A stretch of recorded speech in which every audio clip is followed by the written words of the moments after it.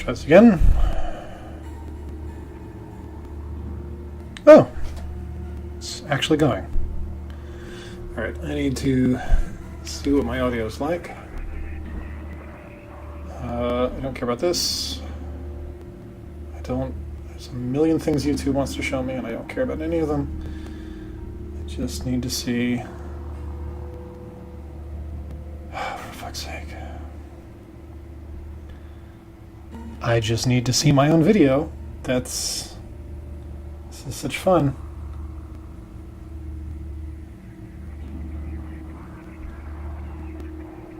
Yes, live. Go to the live stream. Oh, it's live right now. Look, yeah. Let me watch my own stream here. Thank you. Sorry, you all get to listen to how frustrated I sound trying to make streaming work. This is such fun. Okay, let's mute the actual mic for a second. Yes, live. Go to...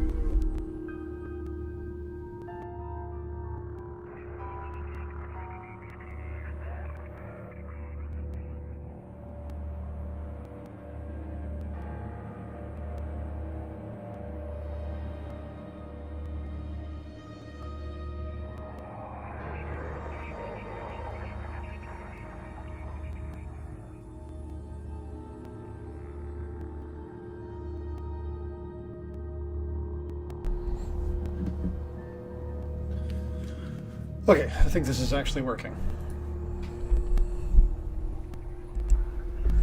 Actually. I'm going to turn this down, though, because this is way too loud on my end. Alright, I'm going to be playing Phoenix Point just for funsies. I'm streaming it. There was a new update recently, the Arkham update, and I don't know why I'm streaming this. I just am streaming it. I got home early from work because I have to go in on the weekend. So I thought, hey, why not stream Phoenix Point? The Phoenix Project. Don't care. Okay, so they updated the UI. First thing I want to check out is how decent my soldiers are. Because if they're not decent, I might just restart. So you are going to get bonus to heavy weapons, which is great.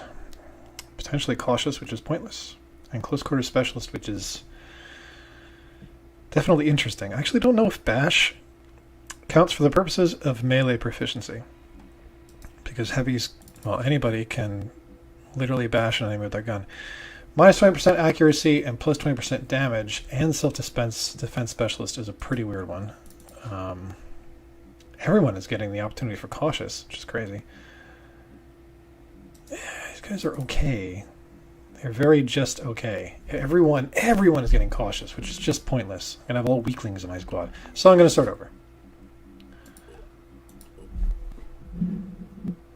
I'm being this much of a baby.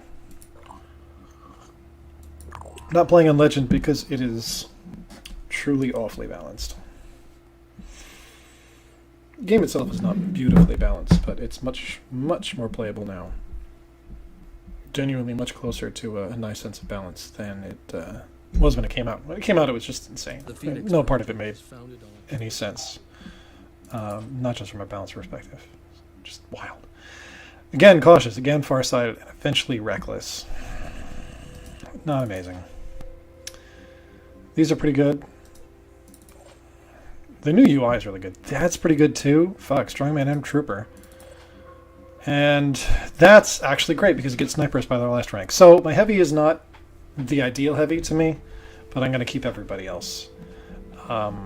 They did finally give us the opportunity to turn off backer names, so I no longer have really weird names like Chocolate Man to start. I don't think I ever had a soldier named Chocolate Man. I'm just trying to think of something really stupid. Yeah. These colors are fine. These colors are fine. Inger. Alright, let's give some names. Samuel, you need a nickname. Let's go with Samuel... geez, I don't know. Polypropylene. That's a great nickname. Absolutely imagine somebody having that nickname. Nikolaos. You know what? I'm just going to wait until you guys actually do something that makes me remember you, and then I'll give you nicknames. Research in the game starts out with only one research option, but those quickly balloon. Atmospheric analysis. Connect to some of the remaining weather satellites. Nice. Research is not done by scientists. If you read the description of your research lab, it's an artificial intelligence controlled facility. So that you just have an AI that does all of your research for you. When you have more bases, you can do more, not more research, you can do research more quickly. Presumably just because you have multiple instances of that AI linked together, making one stronger AI. I don't know. The whole game, you have to send your ship out to explore locations of interest. So here's a location of interest. At the beginning of the game, you're practically guaranteed, there have been a couple of exceptions I've seen, but you're practically guaranteed to come into contact with havens that introduce you, that have little missions that introduce you to each faction in the game. So this little mission introduces you to the Disciples of Anu. It is a pretty easy mission to start, actually. You get some decent food rewards, and you get some experience for your soldiers. So happily I will take this mission. Nice bonus about starting on the third hardest difficulty rather than Legend is you just have more equipment to start. Other changes, I think in Legend, whenever you recruit a soldier, they don't have any armor or equipment, any weapons or anything like that on them. So it's just a practically naked person. Which is a pain in the ass. And at least in the third highest difficulty, they come not with weapons, but they do come with their armor. Because there's truly... The armor is not cheap to make in this game, and there is truly nothing more stupid looking or irritating than sending a soldier out into battle wearing like a t-shirt, and then they get shot once and die. It's persistently true in this game that your armor that your soldiers have is just not great. And it doesn't take much to kill them. Alright, so the whole purpose of the mission, I didn't really read the description of the mission, but the whole idea here is that there are fireworms everywhere, all over this haven, and they don't know how to get there. They've got worm infestation, they don't know how to solve the worm infestation. Right there. So we say, hey, I will take care of this issue for you. Much like XCOM, your moves, every soldier essentially has 4 discrete action points. And there's some granularity within those action points. So for example, just in moving around, I've already used 2 of my action points to move around in this blue-coded region. And I could just move a little bit within this third area. But if I do that, even though I have technically 8 action points left, I could only do an action that consumes, let's say, 1 action point. A non-movement action, I should say. So a fraction of an action is only ever useful for movement. But I gotta say, getting used to doing this in Phoenix Point and not being able to do it in XCOM, when you play XCOM again, very jarring. So fireworms are stupid. They're just worms that can't shoot you. They just crawl up and explode. Excellent species survival strategy. It may seem like overkill to hit them with an assault rifle, but we don't have pistols or anything. Or the only person who has pistols is a sniper. So we shoot them. Or we may hit them with grenades later. Double time. Hostile spotted. Or we may just beat the snot out of them if we get the chance. I'm going to send the sniper as far up here as I can, which is to say, not far at all. Unlike in XCOM, ladders in XCOM, if I remember correctly, every ladder is essentially equivalent to like 1 movement tile or 2, some fixed number of movement tiles. In Phoenix Point, however tall the ladder is, that kind of dictates how much time it would take to climb the ladder, and you can't just go like halfway on a given turn. So if you're not able to climb the ladder on the turn that you're on, you just go right up next to it and wait till the next turn to climb the ladder. But also, the advantages of height are slightly less obvious. Where's the end turn? Oh, okay. This is a UI update, so they moved all the buttons around. In general, I think actually the new UI looks a lot better. But I'm also not used to where the buttons are.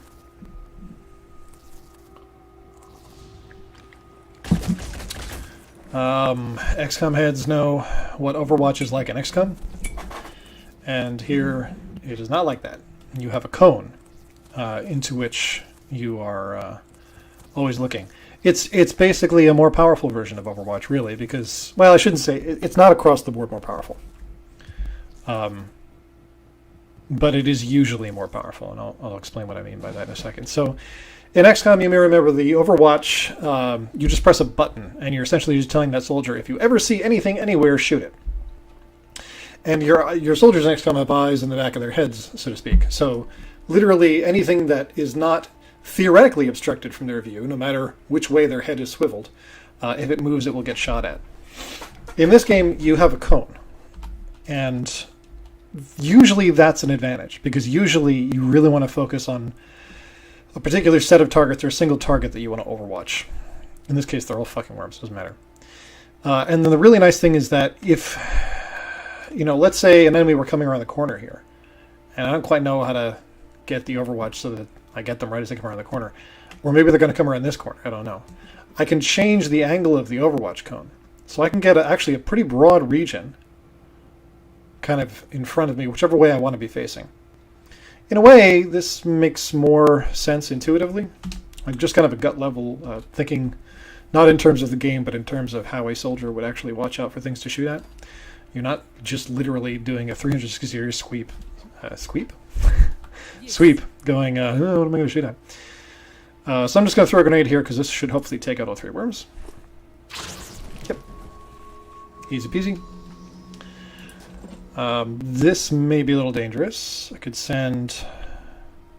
Actually, this would be all of my action points. So more than dangerous, it just is a bad idea. I was thinking of sending my heavy over here to bash the worm, but I'm not going to do that. Nicholas is going to...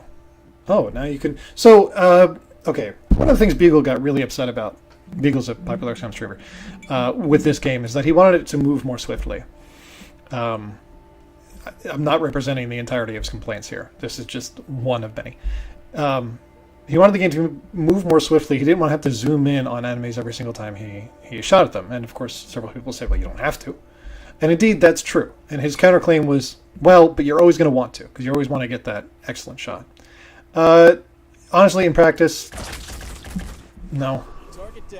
If you're a lot more anal about the way you play these games, then I can see, at least in theory, well, you might want to zoom in every single time. But even when I'm playing the game extremely carefully, I'm in an extremely anal mood, I pretty much never find myself in a situation where I'm always zooming in. Unless I'm just playing in a rather bizarre way. And not necessarily intentionally. I mean, unless I'm playing in a way where I'm engaging targets from extreme range because the map necessitates that, or... Yep, that's a miss. Honestly, you also do kind of get used to the whole targeting circle thing. So to explain that really quickly, instead of giving a percentage chance to hit a target, when you zoom in, you are presented with two concentric circles. The center circle, 50% of your shots are likely to land in that circle, but all of your shots will land at least within the outer circle. So here, visually, you can tell that this is a pretty bad shot, because I am trying to shoot a worm with a cannon from several feet away. Not a huge shock if I miss. I say worm, it's really more like the size of like a small rabbit, but still, pretty likely that I don't hit. But, wow, that was a hit. I'm actually very surprised. Somewhat pleasantly. I'm going to give this person a wide berth on their Overwatch, just because I don't know, there might be some more worms over here I haven't detected. And you have no action points left. So this is an example of somebody where you look down here, you don't see any white bars above their blue bar. The blue bar is their health. The white bars are your action points. So you don't see any complete action point bars. That means he can't take any non-movement actions. This yellow region here describes the remaining extent of his not fully consumed final action point. So I'm just going to double space, and that tells him to not do anything.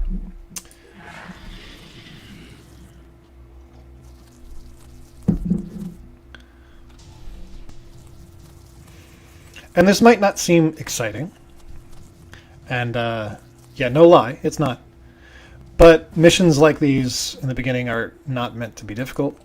This really is meant to teach you in a very different way, usually, to the way that... I shouldn't say that, because that's actually a pretty interesting topic, is how do games like these teach you how to play them.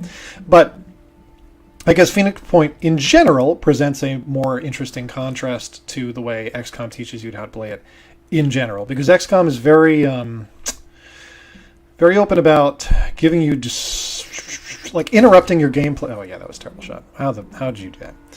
Interrupting your gameplay to give you explicit instructions, saying, you know, Bradford will pop up anytime a new enemy appears and be like, "Oh, Commander, this is a flying dog. We saw them in the war." Whatever. And he'll usually even give you pointers about how to take care of that enemy. Phoenix Point never does. There's almost no talking in Phoenix Point. Most of the talking is limited to, Jesus Christ, how do you, what? You're going to get hit and you deserve it. Okay, what we are going to do is move our heavy over here and do a little bashy bash. Something I love about this game is if you are adjacent to an enemy and you have at least one action point, you can bash that enemy with the weapon you're holding. And the heavy is a big, strong guy. There's no strength stat. I shouldn't say that. He is a soldier who is carrying a heavy weapon. So with bash, the size and weight of the weapon actually changes the damage that the bash does. And you wouldn't think that bash would be very useful if you're coming from this from a perspective of having played like most other turn-based strategy tactical games. What the fuck did I just call this genre? Before, but no, it can be pretty good. And you don't get a lot of evidence from that because, of course, it was just a worm. But yeah, it genuinely can be quite strong. Just like in XCOM, at the beginning, your soldiers don't really have interesting skills. They can basically move and shoot. Sort of like Mr. Burns' mother. All she can do is dial and yell. Oh my god. Whew. These guys are shooting great. Yeah, so here we get to see a worm explode. Because that man couldn't shoot for shit.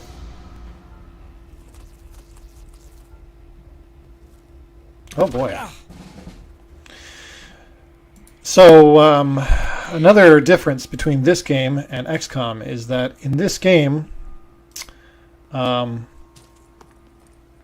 because you're so... Fuck. Alright, now... okay, multiple things have happened here. So for one thing, this soldier is bleeding all over. They are suffering 30 fire damage and 30 bleed damage. Now, bleed typically comes from a limb or other body part being disabled. He's climbing the ladder with his disabled arms. And what that means in this case, for example, you can see there's a little... well, there was. Oh, it's right there. The paper doll next to his soldier information shows his individual body parts. So his arms and his head, which you can also see are dripping blood in the 3D model view, are disabled. And that means that he can't do certain things. With his head disabled, he has a lower will score. It makes him more likely to panic and less able to use abilities that consume will, which is most abilities. Will is almost like a combined morale and mana, essentially. In this game, there's no magic, but you know what I mean.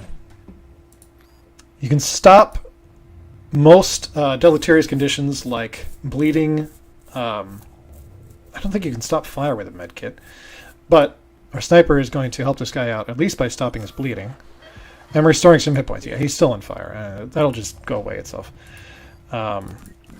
And because the sniper used the medkit, they used 2 action points, so they've only got enough action points left to do some pistol shots. So we may as well make an attempt. But actually, we can't make 2 pistol shots because we did move 1 tile over. So we don't have a complete action point remaining. Sad times. So we're just going to have our heavy... I don't think the heavy is going to have enough action points to actually... Well, no. They do have enough action points to make it over here and do a bash. I don't want them to do that because then they're going to be in close range of these worms unless... Yeah, and you already used up your grenade. It's unlikely that this soldier will be able to... Maybe we'll take down both worms? Hey! So you know what? Now our heavy actually can go go do bash. Go do bash. Oh, wow. Not sure what happened with the lighting there. This game runs on the Unity engine, which pro gamers get very upset about. Unity engine is free to people who are not a company for non-commercial purposes. And gamers get really upset about that for some reason. I don't know. Anyway, that was actually, in terms of experience, it was wonderful. 3 of our soldiers are going to level up. And the health that your soldier comes into a mission with is essentially equivalent to the health that they left the last mission with. There's really no fatigue mechanic in this game, so we don't have to wait long between missions. What am I saying? There is a fatigue mechanic. I just don't ever worry about it.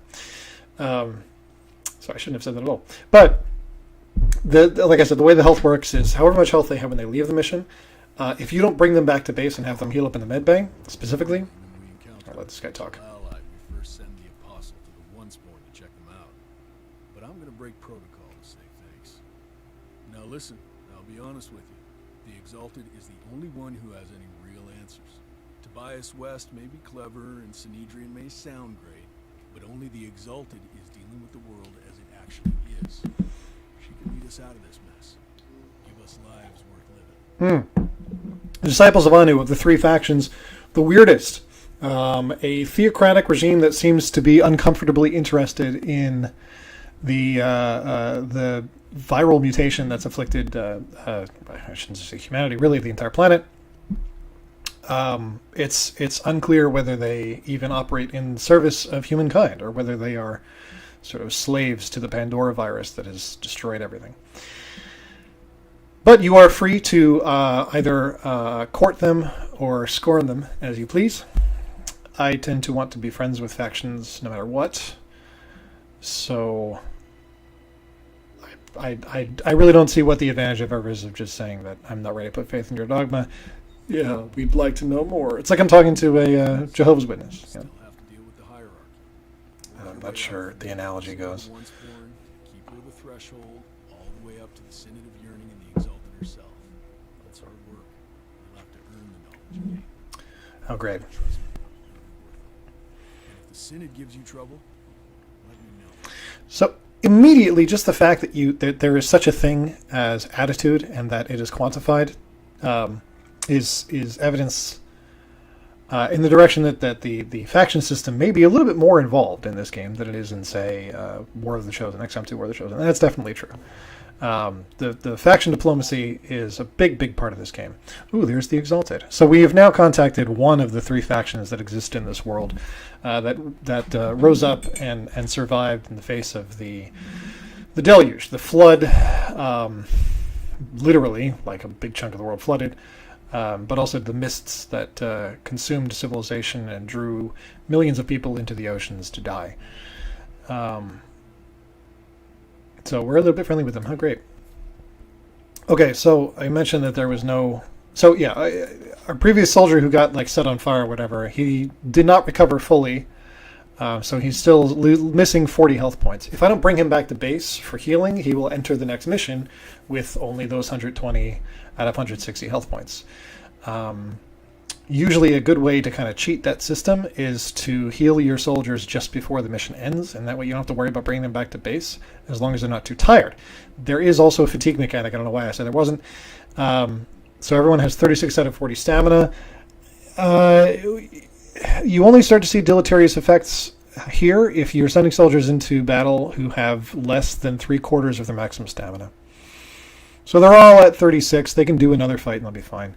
But if they drop to 30 or below, I'll usually bring them back to base and let them rest. Any base that has a living quarters, they can rest at. But the living quarters does need to be there, and it does need to be powered, which is an odd thing. You have to power a bed.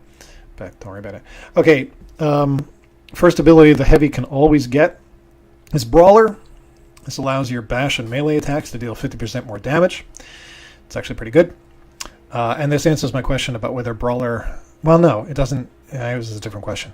Anyway, Brawler is pretty good, especially if your heavy has no other means of doing lower action point close quarters combat.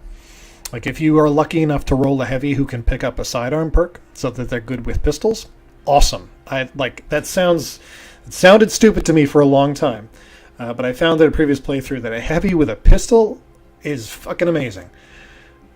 We don't have that though, so we're just gonna get Brawler. In the meantime, we can do some other stuff with this heavy. We can boost their strength, which we will need to do eventually. But I'm actually going to bump up their speed. Speed didn't used to cost this much. So this soldier has 18 SP, which I don't know what the SP stands for. Upgrading speed by 1 point alone costs 15 SP. It's a pricey perk. It's a pricey ability score, I should say. Willpower and strength are not that pricey. Surprisingly, willpower is the thing that manages your bravado and your ability to use abilities, certain abilities. But speed is really the big juicy boy, because this game, unsurprisingly, like a lot of tactical combat games, positioning is massively important. Okay, Nick can get self-defense specialist, and he can also get dash. Dash lets you move up to half your movement range, limited to 2 uses per turn. So what dash lets you do is you can move the equivalent of a 2 action point distance for only 1 action point and 3 will points. In other words, you are saving an action point and trading in will points to cover ground. Dash started this game being insanely broken and necessary. Even after it has been nerfed this much, it is still really, really good. Really, really good. You can also only use it twice per turn. It used to be, it didn't cost any action points, and you could use it as much as you wanted. So if you just put all your points into willpower, you can have one soldier run like mad around the map, killing everything, recovering will points because he's killing shit, and then using those will points he recovered to keep moving. It was ludicrous. This was a really, really, really nice rebalancing. So I'm going to give him dash. Self-defense specialist is really good, but we'll hold off on that, because I don't know if I even have a pistol to give him right now. You can get trooper and dash. So what I am going to do here is I'm going to give you dash, and I'm going to draw some points away from the general Phoenix pool of soldier SP. So similar to XCOM 2 War of the Chosen, individual soldiers have SP points that they can spend on their own perks. But if you want to draw from the bank, so to speak, there is a general pool that also grows over time with doing missions that you can use to pick up some more action points. I'm going to give them Trooper, because Trooper is an incredible perk. Your accuracy and your damage are both boosted by 20% with assault rifles, and that just means I'm going to have Inger carry her assault rifles around all the time. So. She can also later pick up a heavy weapon, which is sort of... It's sort of tempting to do something weird with her and have her multi-class as a heavy later on down the line, just to see what kind of cool synergies you can get out of that, if any. Because you don't have to be so right now she's an assault. She's already proficient with using assault rifles. That means if she picks up an assault rifle from day one, she has no chance of jamming the rifle, for example, when she tries to take a shot. If you give the heavy a rifle, there's a significant chance he'll fuck up and waste an action point or 2 action points not actually firing the rifle. So with her, picking up Strongman and gaining that proficiency means that she can pick up any heavy, like a cannon or a minigun or whatever, and use it. But not only does she get the proficiency, she also gets the bonus damage and the bonus accuracy at top of that. There is a negative 20 of perception, but these people are never the most perceptive anyway. Anyway, giving her Trooper. Very, very good perk. And Lou, you have failed us, Lou. Do these people... Polypropylene's a terrible nickname, so we're going to take that back. I don't want to call you Eagle Eye, but that was a great shot. I don't have a good nickname for you, man. I don't...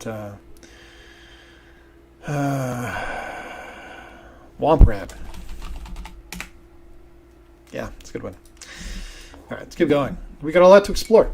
Do we want to build anything? I don't think that we do. So actually, we may want to. So something that a lot of people don't realize in their first playthrough, this armor is not just cosmetic. So the heavy right now, you may have noticed his accuracy is terrible.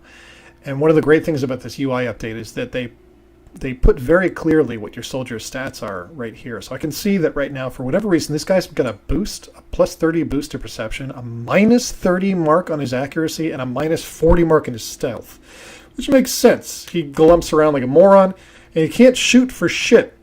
It's not just because he's wielding a cannon. It's because he's just sucks at shooting things. The cannon itself, weapons almost never have inherent accuracy bonuses or detriments. Mousing over the cannon, you can see how much damage it does. You can see how much armor it could shred, and how likely it is to put a hit enemy into shock, which just means they get stunned. But there's no accuracy thing. So what is making this guy suck at shooting? What is making his accuracy so bad is nothing to do with base statistics. Those almost don't exist beyond strength, willpower, and speed. What's doing it is his armor. So he's got good armor. A 27 is a great score, especially at the beginning of the game, but look how it's giving a -5 to perception, a -10 to stealth, and a -10 to accuracy. Down the line, this continues to be true. Now, his torso armor is nice, and I don't really want to change it because it gives him jet jump, which for 3 action points, he can just literally jetpack to another location within a fairly decent distance. It's a surprisingly good skill. But the helmet, the leg armor, it's not the best stuff in the world. So what a lot of people do, and what I may end up doing, is making extra sniper equipment and throwing it on the heavy. And right now, I don't think it's super necessary that we have our heavy get more accurate. I think our other guys can compensate for the low-level battles we'll be doing now. But if we don't find a better niche for the heavy, that may end up being what we do. How are these locations appearing on the map? Locations appear, for the most part, through scanning. And that's what...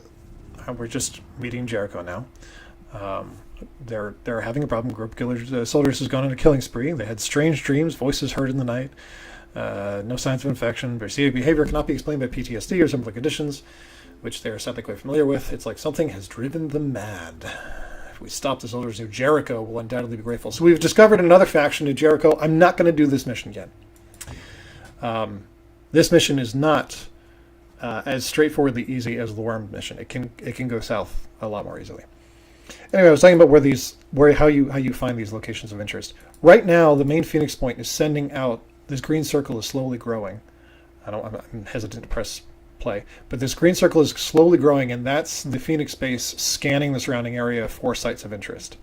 But there are some that just start out being known on the map, and as you explore sites of interest, other sites that are very close to that site of interest stand a chance of being revealed.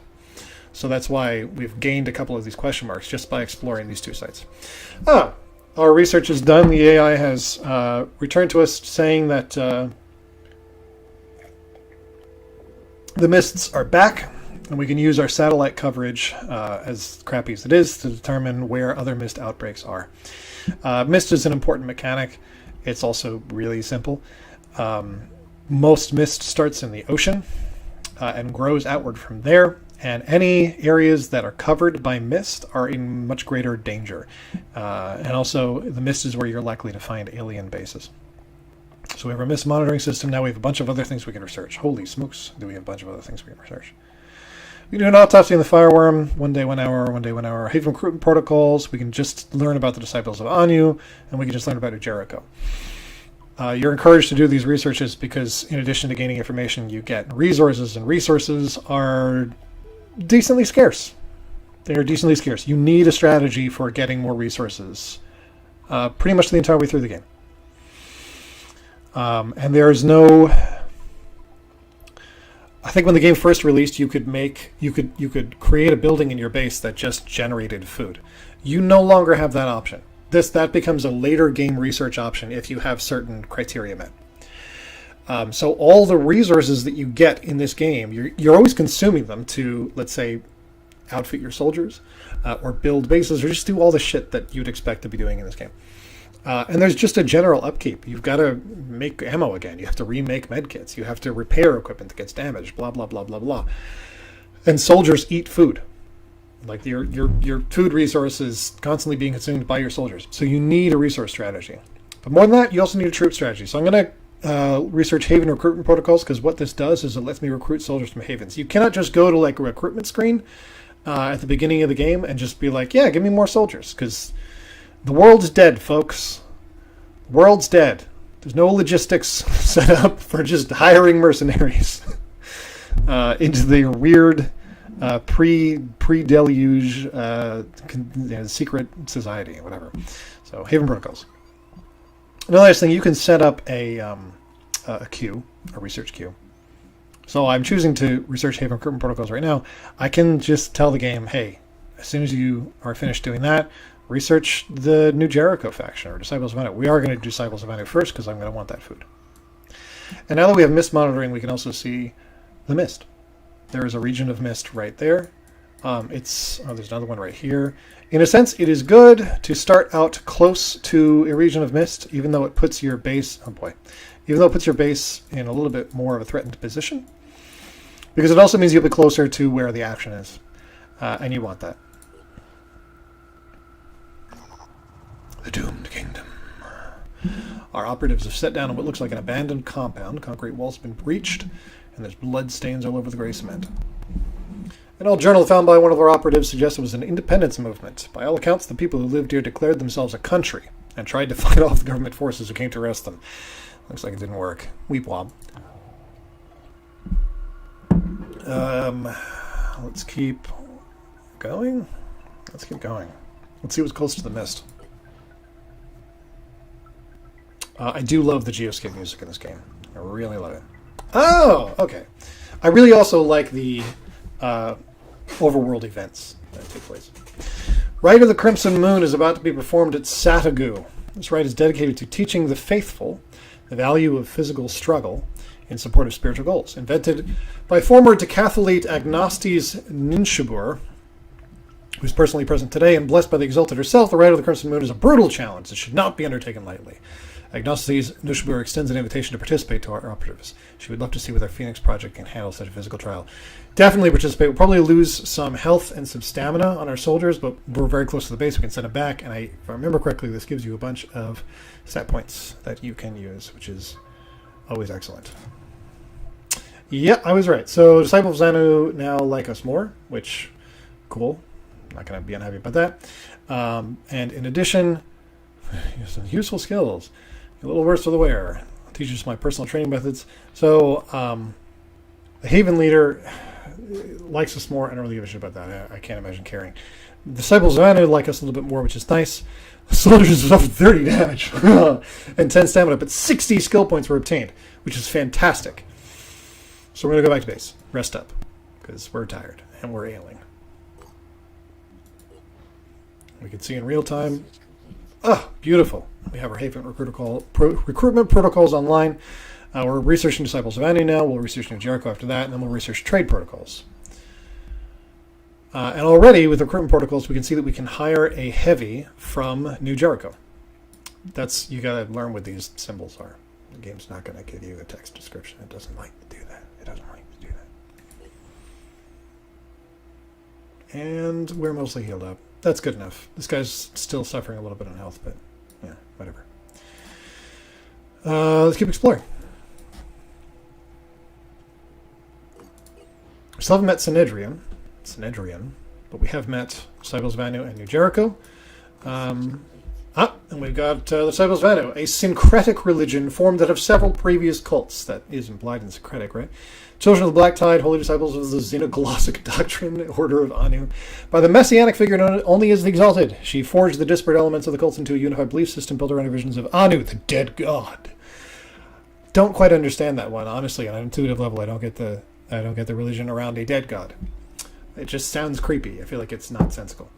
Disciples of Anu leadership follows a strict hierarchy, and access to the Exalted is reserved only for the most faithful. Should we seek out an alliance with her, we would first have to gain approval of her servants: the apostle to the once born, keeper of the threshold, the voiceless hierophant, the blind legate, the shadowed hierarch, and finally the synod of yearning, which honestly I feel like is a fucking awesome name. Synod of yearning. That's really cool.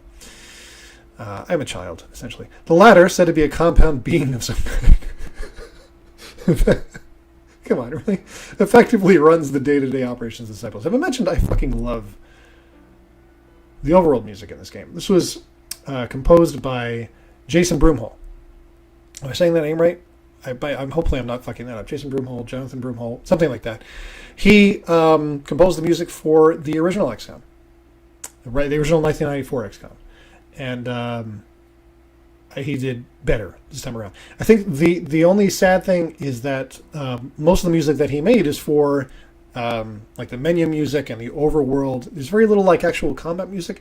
They have a different sound engineer who made on the team who made or makes, I think, the combat music, and it's not my thing. It's not really my thing. I don't like to speak ill of people's efforts. I think there are people who definitely enjoy the music. When it wasn't in the tactical scenarios. They didn't play any music when the game first came out. Everyone was like, "Why the fuck am I fighting with no music?" So they did add that in later, and a lot of people were really happy about that. But I just feel like there's a distance between the quality of music on the overworld layer and the quality of music on the tactical layer, and it grates at me. Anyway, this prompts an animated sequence in addition to the 200 food, so I'll shut up. The disciples of Anu were a mystery. Where others saw devastation, they saw hope. Where others saw the end of the world, they saw a new beginning. Their leader called herself the Exalted, and she claimed to believe in humanity. She preached that the human soul was perfect, that the root of our problems was our insufficient evolution. The Pandora virus was a threat, but it was also an opportunity to change ourselves, to become better humans, to mutate. We knew that humanity needed to adapt. There was no other way to survive. The disciples offered a solution, but what was their end game?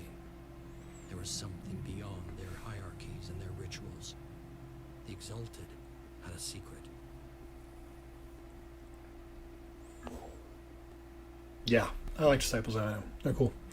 I mean, I wouldn't have dinner with them, but as far as the fiction of the game goes, cool faction. They're a little bit like the cult of God. I don't remember. Arkham Apocalypse in the mid to late 90s had that was a game that took place entirely in one city, and there was a cult that essentially worshipped the aliens. They were significantly more nefarious, though. This is a very different take, because this is one of only 3 main factions of the game, and you can ally with them, you can learn from them and recruit from them and trade with them and a lot. And in Apocalypse, you could not do that with the cult of whatever the fuck, I can't remember.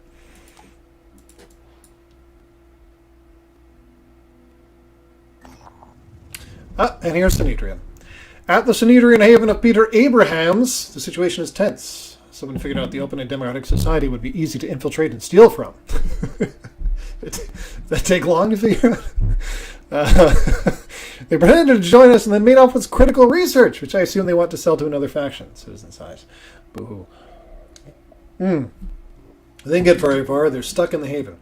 So this is the Sanhedrin introductory mission. And again, we're not going to do it right now because it is a little bit more... I think the Sanhedrin mission is honestly, I think, the hardest one, just because there's a bunch of bad guys with laser pistols. Here we've set up outside an abandoned supermarket, which is nice. We get a little bit of food. Nothing too exciting. Oh, there's an unexplored site right in the fucking mist. I feel like I should be saving. Oh, and now we've got the thing for New Jericho. This is research about the second faction that we have found in this game. A militaristic organization founded by Tobias West, ideologically committed to West's values of reason and meritocracy. New Jericho valorizes human will as the foundation of freedom and sees endurance as a threat to the very core of human identity. West is said to have developed a long-term military strategy. So, I guess if you want to kind of glibly describe it, the 3 factions, the 3 competing factions of surviving humans in this game are the theocratic regime, the Disciples of Anu, the military fascist regime, New Jericho, and the scientific anarchistic regime, Sanhedrin. Or Sanhedrin, I don't know. Anyway. New Jericho was one man's vision, and everything depended on that one man. Before the war, Tobias West had been a billionaire, an elusive, controversial businessman who denounced war even as he profited from it.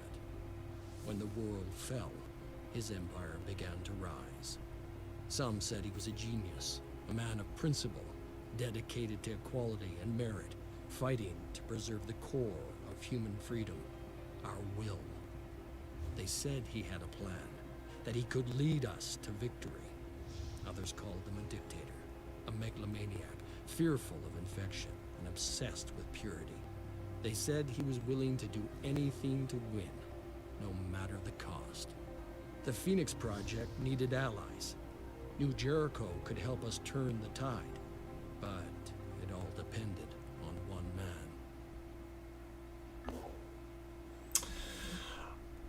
I'm always, yeah, I think I'm pretty much always nice to New Jericho because they've got good toys. For your friend, the fascist sympathizer here. All right, let's keep exploring. Okay, so right now the Disciples of Anu, their haven here, the Haven Amar, whose slogan is "a billion years in a single moment." That definitely sounds cultish. Is being attacked by Pandorans, and you can tell this circle, this colored circle around the Haven's icon, is an indication of how good a job they're doing fighting off the Pandorans. And this really does not go back and forth. It's a matter of momentum, so to speak. So the fact that there's slightly more pink here, the pink represents the Disciples of Anu, the red represents the Pandorans. The fact that there's slightly more pink here means that if we do nothing, they will successfully push the Pandorans all the way down and out. But if we don't do nothing, come in and intercede and fight back, the advantage there is that we will get resources from the Grateful Haven. And this is one of the best ways to get resources in the game consistently. So off we go. I'm going to save.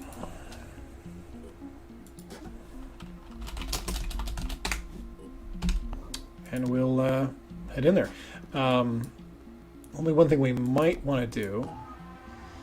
We might consider recruiting this soldier. Another heavy. The problem is that another heavy is... I don't usually have that many heavies. To be quite honest, they're just not that useful. I am a little... Actually, I'm sort of tempted to not go save them quite yet. We'll step in a little bit later. But get another Phoenix soldier before we step in. And that way, when we're defending the Haven, we'll have a little bit of an easier time. And another Phoenix soldier will be getting experience. So we discovered an abandoned lab. Doors appear to have remained sealed for at least 20 years. Impossible to ascertain the lab's purpose from the outside. Let's break in. We lost some stamina, got tech, and got research. Tech is a resource over here. Nothing but skeletons. Started death long ago, trying to find a cure for the Pandora virus. They left a note. Make it all mean something. No can do, my friend. After this, let's research Sanhedrin and then the Phoenix Archives. We can now trade resources with Havens. How nice. And apparently we completed research on Sanhedrin in record time. Oh, probably because we picked up that resource. The site that we just went to gave us a bunch of points in research, which weirdly often just means that whatever research project you're working on gets completed that much faster. It's whatever. All right, let's learn about Sanhedrin. The anarcho-syndicalist group. Sanhedrin was built on a dream. A world without hierarchies, without leaders, where human beings could embrace the potential of technology without its destructive side effects. The radicals of the old world had been proven right. The status quo could not sustain itself. But what now? What was the next step? Some argued for coexistence with the Pandoran ecosystem, hoping for a peaceful solution. Others advocated putting humanity before nature and claiming the planet for themselves. Trusting in the safety of their havens, the people of Sanhedrin argued about the best way forward, but the Pandora virus had little interest in their arguments, and its power was still growing. Mixed feelings about Sanhedrin. Funny story, though, I did not know that Sanhedrin was a general term, a general, old ancient Roman, Latin, I guess, Latin term for like any group of like wise men or rulers. I thought Sanhedrin was a direct reference to the Sanhedrin, the group of Jewish elders who condemned Jesus to death, or who are most famous for condemning Jesus to death, And I was like, why are why are we making this reference? Well, okay, we've researched the Phoenix archives. It's clear that Phoenix Point is now the only operating Phoenix base. There may be other bases out there, but we'll need to find them and bring them back online. There's no sign of Randolph Symes III, but he has left something potentially useful for us. Can I just say, one of my least favorite components of the overall game story is the whole Randolph Symes III shit. The old guy who used to run Phoenix Point, the Phoenix Project. I don't fucking care. He's not interesting at all. But here's the thing. Randolph Symes was the last leader of the Phoenix Project. His great-grandfather had been there when it was founded, and he was there to witness its end. When we took back Phoenix Point, we found his notes. In his final days, as the world collapsed around him, he'd been working frantically to understand the Pandora virus. Somewhere in the complicated history of the project, in decades of missions and investigations, there had to be an answer. His notes were damaged, too many of the files corrupted. But perhaps, if we could retrace his steps, we could figure out where his journey had taken him, and what the answers he had discovered would mean for us. Oh, good, great. All right, we can go to his house. Human population census. This is the Doom meter for the game. Doom meter being a blithe reference to the kind of the clock that the game puts on you. When the clock runs out, you lose the game. Our operatives are set down near an old amusement park. The rides are rusted and overgrown with weeds and brush. The landing zone is pretty small, and it will take quite an effort to explore the location around the aircraft. With no sidelines, it could be pretty dangerous, too. Additionally, as one of our operatives points out, this is precisely the sort of place best avoided in horror movies. Let's clear a path and search the funfair. They lose 10 stamina. There are no Pandoran killer clowns in the amusement park, but there are plenty of broken railings and unstable roofs. So that's good. We got some more resources. Let's head back and recover some of that stamina, I think. Actually, the stamina's okay. We still have not... we're running out of time here. So I'm just going to head over here and defend the Haven. We will get 30 tech, 262 material, and 188 food, which is pretty good. This attacking, defending strength... I couldn't tell you if that translates into something more direct in terms of like how many aliens are expected to be on the map. But it's a thing. Threat level is low. We're going in at night. Unlike in the original XCOM, it doesn't really matter too much what time of day it is. You technically, your soldiers have lower perception scores at night, but okay. Unlike in the original XCOM, and this is one of my least favorite decisions that they made in the design of this game, you see the entire map all the time. And like there's no fog of war, so to speak. It's an implied fog of war in the sense that you don't see all the enemies. Individual enemies enter your perceptive range, and only then do they appear visually on the map. And if they leave your perceptive range, then they will leave your vision on the map. I don't know why they decided that this would be a more elegant way of doing things than just literally having a fog of war like every other game like this has. But this is what they gun for some reason. I don't know. And they've not backed down on it. Because I'm not the first person to complain about it.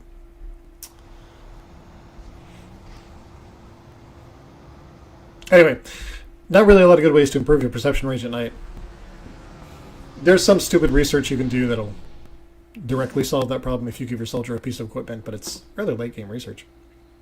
It's solving a problem that almost doesn't exist. And What's our move? otherwise, it's not like you can, pick up... just going to do a quick save. It's not like you can pick up Let's go. night Target flares detected. like you could in the original XCOM. So this is an example where I could just come right up to here and shoot this Triton, or I could dash, and the dash will bring me much closer to the Triton. And I may dash just because I don't expect that. Oh boy! So we've actually got a lot of trouble times around here. So let's see. We can move our heavy here. Excuse me. We can move our heavy here and have him bash this Arthron, and there's actually a decent chance that in bashing the Arthron, he'll be able to kill it. Not sure. Triton Strangler is going to be a problem child in several ways. Let's see if our sniper can take care of any action. They may not have a really good shot no matter where they're standing. They technically have a shot from here. Let's see what that looks like. Ready to engage. Okay, not amazing, but let's take it. Great. That's actually nice, because now it means that this soldier can finish him off. Enemy kill. Comms online. This soldier also has dash. We can't dash into this region because it's being blocked by this Arthron. I can Confirming target. fire at this or that Arthron. Right now, these guys don't actually have any ranged weapons. So if you zoom in on them right now, you can see that they just look shitty. There's got to be a better way to put that. They got 110 health points, and all they have is their little crabby arms. So if I don't take care of this guy back here, and you can actually see in the info screen what offensive options they've got. The pincer, that's it. So they would have to move all the way up to one of my soldiers and attack them. If I don't kill this guy right now, that's fine. He'll just waste his action points kind of moving over here, and then we'll kill him next turn. The real issue is that we're going to have a hard time dealing with this other alien, whose name I cannot remember. Not the Arthron. The, oh, for Christ's sake. What are you called? What are you called? Triton. Dealing with the Triton. So let's see if the bash is enough to take down... Yes, the bash will actually kill this Arthron straight out, which is a testament to the power of bash. Actually, how powerful is bash? No idea. Hell Cannon does 180 damage. Yes, but how much damage does it do with bash? Enough is the point. Very economical use of action point resources here, right? Okay, let's just bring this soldier all the way up. Zooming in. This Triton, how can this Triton make attacks? I believe it has 2 strangling arms, so trying to take out just one of them isn't going to do us a lot of good. Blood-sucking arm. Yes. But which of the arms is the blood-sucking arm?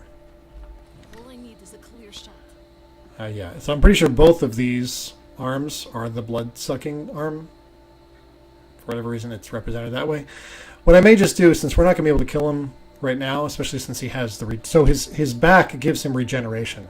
That means if I were to disable a body part right now and hope that the bleed damage took him down before he could attack us, I would be foiled by the regenerative capabilities of his torso. So I need to take out his torso no matter what, so that he stops regenerating. Excuse me. I could try and just take out his head to force him into a panic, but I've only killed 2 other aliens right now, so it's very unlikely that he'll panic if I do this. Better to just take down his regeneration. And it didn't work, because he moved while I was shooting him. One of the joys of the game. So he's definitely going to attack Inger, but I doubt that he will be able to, like, kill her, for example. I'll probably just get confused. We're trying to defend the infrastructure of this haven right now. There are no, oh shit. Well, Inga may die, actually.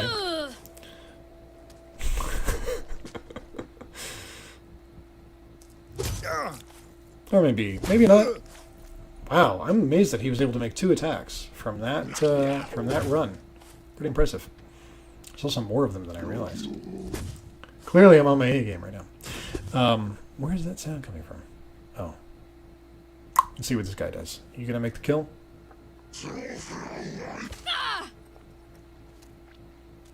You've certainly done some damage anyway, but no, you did not make the kill. Alright.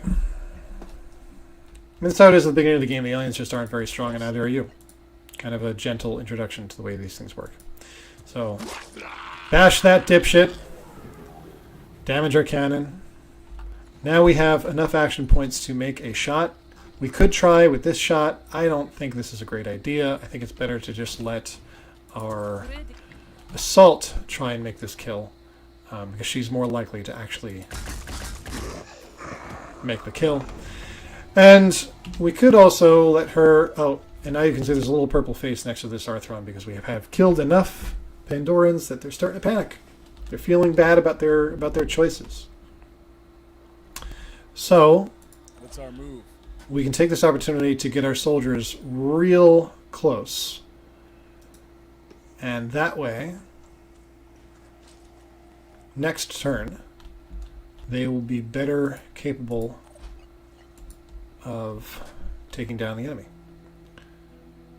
So I'll have him move just right in there. Since they're both panicked again, I'm not really worried about reprisal on this coming turn. They're going to run away like assholes, but they're not going to kill anybody. Now, it is also likely that only the Arthrons are panicked right now. I should specify that. Let's try and give you some height advantage. I don't know why you just stopped moving. Usually they stop moving when they see something. Oh, there's a... yes, okay. She stopped moving. The game didn't tell me this, but she stopped moving because she saw some Disciples of Anu soldiers. So these will help during defense of their own haven, unsurprisingly. And if you move next to them, they have white rings around them because if you move next to them, you will activate them for you to control. But not really worried about that right now. We're going to have Inger finish off this Arthron, and it doesn't matter where we shoot. You can see that pretty much everywhere is going to kill. So, lovely.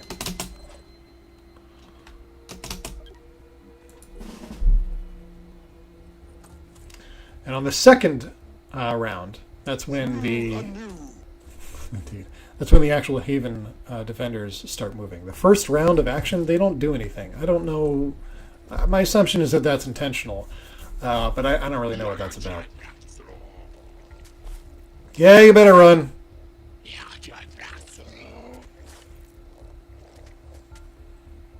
You are also running. Okay, let's get up here. Get up there, Lou. Lou's having a hard time because Lou's not making any kills. So Lou's not getting any better at his job. But he'll keep trying. Good old Lou. Preparing to fire. Oh, I'm sorry. She'll keep trying. Alright, 1, 2, 3. Oh, that's annoying. Can't actually get to that Arthron with enough action points. Unless I just do another jet jump. And we still do have all of our will points. Great. Haven't lost any will points. So we're just going to jet jump next to this guy and bash him with our cannon. No better way of doing things. Come on. Bash.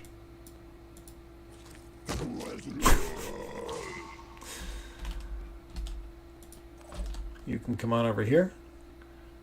Do some little shooty. Very nice. Right there. Keep things moving. In general, there is a... Maybe you can intuit this just from seeing how things have been going so far, but there is a kind of momentum to battle in this game, where once you have the advantage of panic, you want to keep your soldiers moving towards the enemy as swiftly as you can, because you want to be able to hit them while they're mid-panic and keep that panic going. If you take too long milling around, not getting to the next set of enemies, then they'll recover their will. And the fact that they aren't panicking means that they're more likely to take you down. Jesus Christ. Okay. Bad thing about Haven Defenders. When they die, your soldiers lose will. Even though the Haven Defenders are straight up morons and will just run next to enemies and let them kill them. Okay, we apparently technically see... Yeah, we see like the littlest bit of an Arthur in there. Not really going to concern myself with that too much. Although this may be the only shot we can take. So that's fun. Let's just get into a better position. Once again, spending your turn doing nothing. You are technically able to shoot this Arthron, but your shot is really bad. Excuse me. 2, 3, 4. Once again, we can just jet jump over and bash. Let's get this done. The fact that jet jump... So this is not going to remain the dominant strategy for the rest of the game. It really only works because the enemies are so easy to kill at the beginning. And because the heavy's other abilities are more or less not there.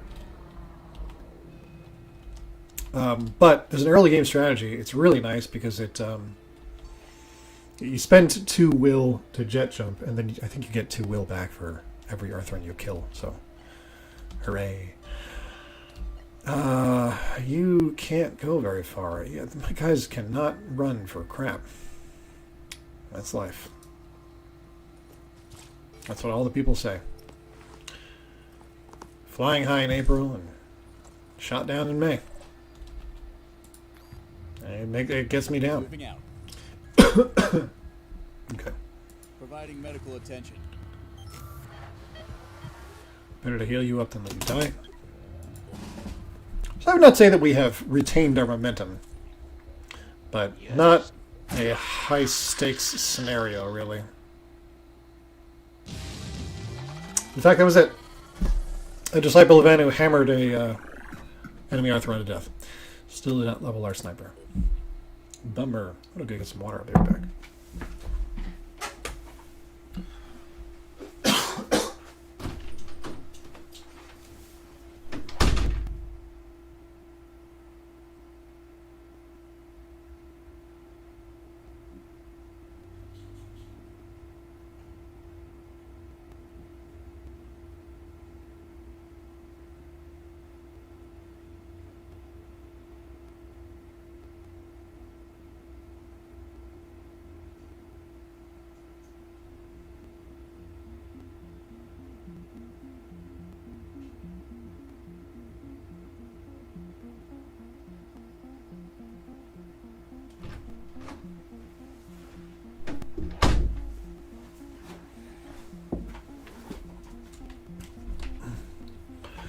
Alright, Kalu Kalay, we got our resources.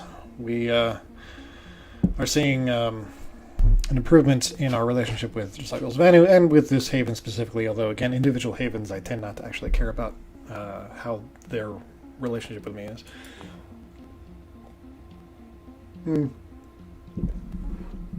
So if you... if you have a Phoenix Point with scanning capabilities that have reached where the Pandoran base might be, then when you defend a haven from Pandoran attack, you have a pretty good chance of detecting the base from which that attack was launched. But since we have scanned very little of the globe so far, and have certainly not really even scanned this region, we didn't have a very strong opportunity to determine the location of the Pandoran colony or nest or whatever it is. So all we got to replenish is our medkit. We gained more resources there than we lost. We'll head back to base. Another new thing they added to the game. Your AI produces intelligence reports documenting observed mutations in the Pandorans. So, party's over. Pandorans have now evolved shields, which will make them much more irritating to shoot at. This one's just called a brute because it just has a shield and it can spit acid, or poison rather. This one, I don't believe can spit poison, no. But its carapace is much thicker, so it's harder to take down. It just has a kind of a more natural armor on it. Boo! Boo, making the Pandorans stronger. Ah, and here's our human population census. So, if the human species reaches a certain minimum population threshold, you lose the game. RIP. We are now at 99% of the human population that the game started with, and we can hit 15% before we lose the game. Alright. So now we can research either Tritons or Arthrons. Tritons or Arthrons. I don't remember which one gives you... One of these gives you the ability to have shotguns, which is... I don't know why you learned that from a Triton, and the other gives you the ability to have grenade launchers, which I don't know why you learned that from an Arthur. I think that's the order of it. So I am tempted to do Triton and then Arthron, so we have shotguns and then grenade launchers. Grenade launchers are great early game equipment, but they are expensive to keep up because the ammunition for them is not it's just not materially that cheap. And then we'll throw in Pandoran Evolution on top of that. At this point, we're seeing research projects taking like 2 days or 6 days at a time, which is not amazing. So a slightly more amazing thing would be to start activating other Phoenix bases, which we can do remotely. For example, I could activate this Sumral Memorial Base, which already has an operating living quarters and some broken fab lab, a broken generator. This one has almost nothing operational. It has a broken radar system that we would just have to repair. What I'm not seeing when I'm looking around is research labs, which is a bummer because I want another research lab and I don't want to spend a lot of money to do it. But as stated, really not seeing that. This one has one, but it's way too far away. So if it gets in trouble, there's not much I can do to help. So in this case, I don't think that the best plan is to say activate the space. Actually, this base does have a research station that is half repaired. I don't I don't want to pick up this one because one of the big purposes of reactivating a Phoenix base is to get the scanning capability to open up more sites for exploration. And a lot of the terrain around this Phoenix base is ocean, which will have no scanning sites. None, folks. They're not going to be there. Whereas this has a radar already pre-built that just needs a little TLC. So I might actually activate this one. This one doesn't. This one does, but it's too far away. Yeah, I may just head into East Africa here. So 300 materials, 50 tech. We can definitely afford that. Let's activate the base. Repair the damaged facilities, make it fully operational. All right, so that was the base cost. Let's see how much it costs then to repair the generator. Not cheap. Generator, without the generator, we're not going to have anything working here. Satellite uplink, again, not cheap. Woof. Woof, man. And then let's build a research lab. 300 material and 200 tech. So now we're now poor. And this is how we will feel for the bulk of the game. It's poor. Because the game does not like you to have resources. Let's keep exploring. Any more recruits we can pick up? It's going to be a lot harder to do now that we don't have resources.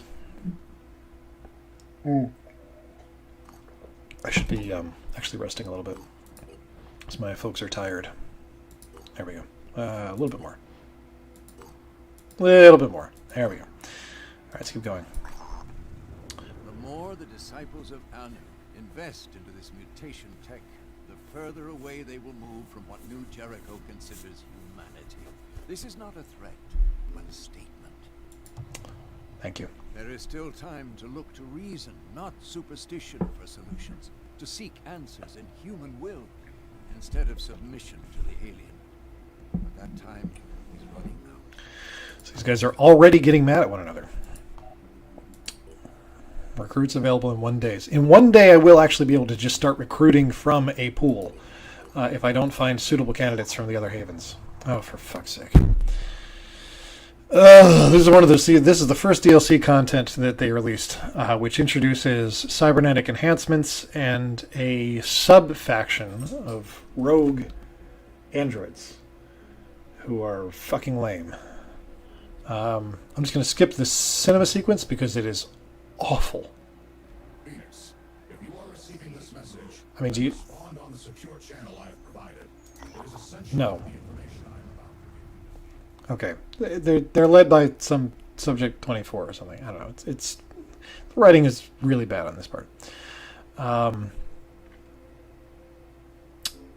He wants us to raid a New Jericho facility. I want to be friends with New Jericho, so I'm just going to refuse to help him. The When I contacted you, I thought I was dealing with aware of the stakes. that's great.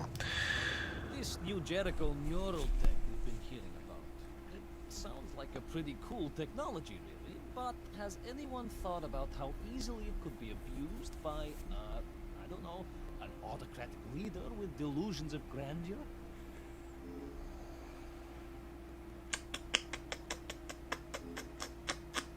So, with most of these interactions, you have the opportunity to respond in a way that, say, Sanhedrin will like, or New Jericho would like, or Disciples of Anu would like, or none of the above. And in this case, I'm not interested in losing friends, so I'm actually going to make no comment. I urge everyone to spend some time thinking about how the technologies we're developing should be applied. It's not the tech itself that's the problem. It's what we do with it. Indeed. So we're already seeing the factions are starting to breathe down one another's necks. It's a strange use of the phrase. Oh well. Take control of the independent soldiers and evacuate the site with them. This is really tempting. So there are these resource scavenging missions around the map, and usually the first one you encounter has you scavenging like actual resources. It's sort of sore that we haven't been seeing that, but this one lets you scavenge, if that's the right way to put it, for personnel. So we can recruit soldiers here essentially just by rescuing them. And the way these missions tend to go down, there are like maybe 3 or 4 soldiers on the map when you head in, and inevitably several of them die. Just because you can't get to them all in time and can't get them all out. But we're going to see what we can do.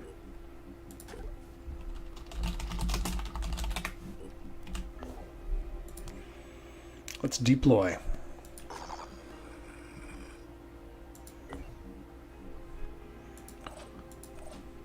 What's the equipment situation look like here? We may need more ammunition for this particular mission, so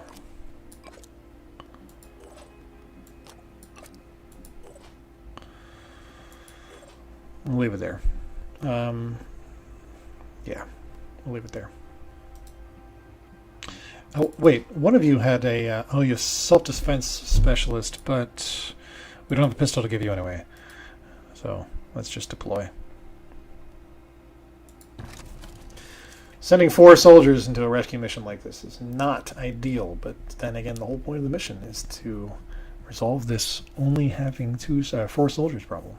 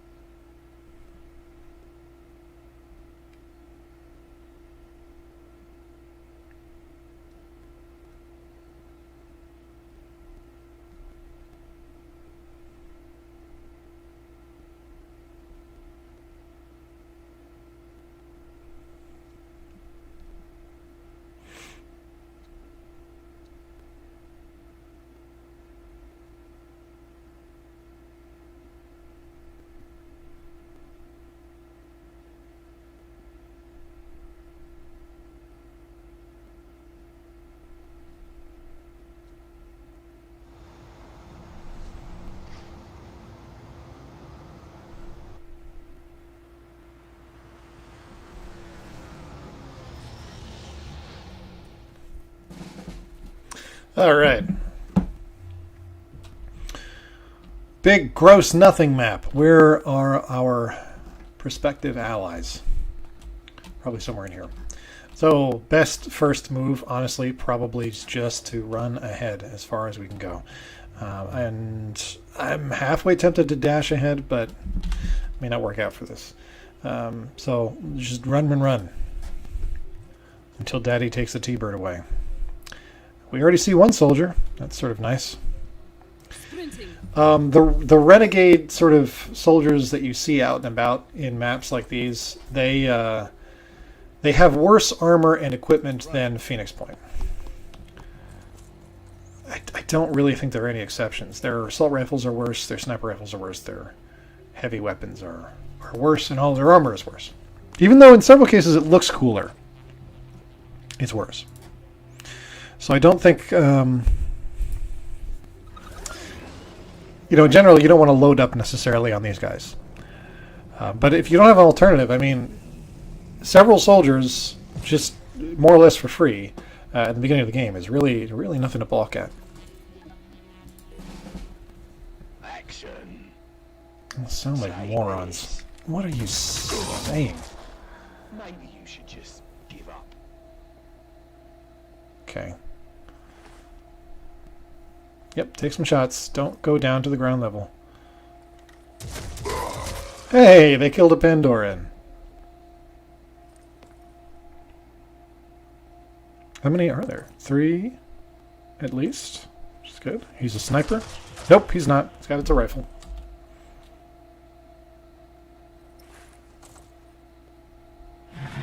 Okay, there are 3. One of them is probably about to die.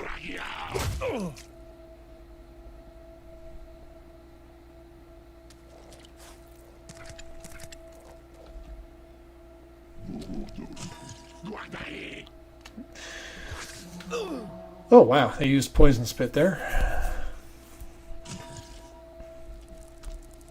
Oh, Mindfragger. That's going to make things fun. And a Strangler. That's the Strangler that already got shot at.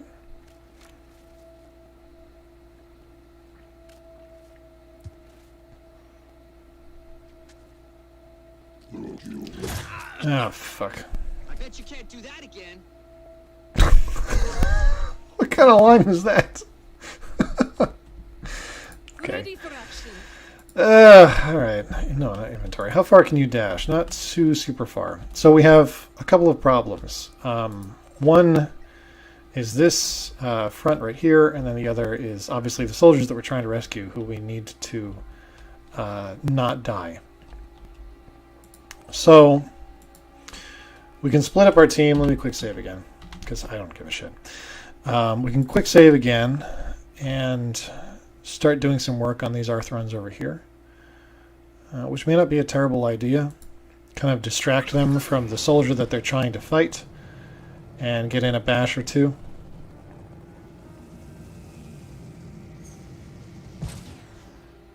That soldier is just fucking doomed, but so's that Arthron, right? That's pretty good. The shield bearer is unfortunately going to be almost impossible to hit. We can try and just dash forward as much as we can. I don't know how successful that's going to be. Unfortunately, the enemy is still really far away. And I'm tempted to Gotta keep on pushing. dash twice and try and get into a position where I can sort of just chop this Arthron's arm off so that it has no offensive capability left. There we go. Attack successful. So in this case now, this guy, again, they're not totally fully evolved yet, so he could attack with his pincer, but he doesn't have acid spit ability or poison spit abilities. Otherwise, he's just got this shield. So he's now bleeding, and he has no offensive capabilities. He's very likely to just try and leave the map, and that puts this soldier here in a much better position. Like I said, this guy is just dead. He's, what, 60 poison and 83 hit points, and if I remember, he's already bleeding? I can't remember if he's bleeding or not. No, he's not bleeding. This Arthron's bleeding. This one, hopefully, is not too much of a problem for the soldiers up on the roof, but we'll see what happens. Otherwise, we have to solve this Mindfragger / Triton problem. Hopefully, our sniper... Okay, well... I was going to say hopefully our sniper can take care of the Triton, but not sure about that. At the very least, they can take care of its regeneration. You think the next pistol shot will do it? Guess we'll find out. I'm sorry, okay. That's fine. Why wouldn't that be fine?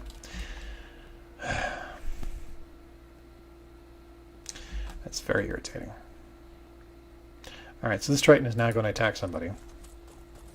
Hopefully we can take it on the Mindfragger. Nope, because we can't see the Mindfragger for some reason. Moving. Alright, hopefully now we can take down the Mindfragger.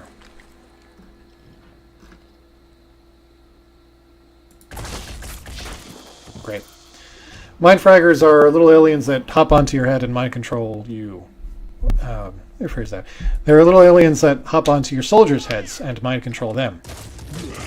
Great! I can see them.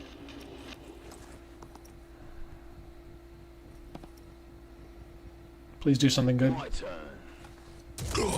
Excellent.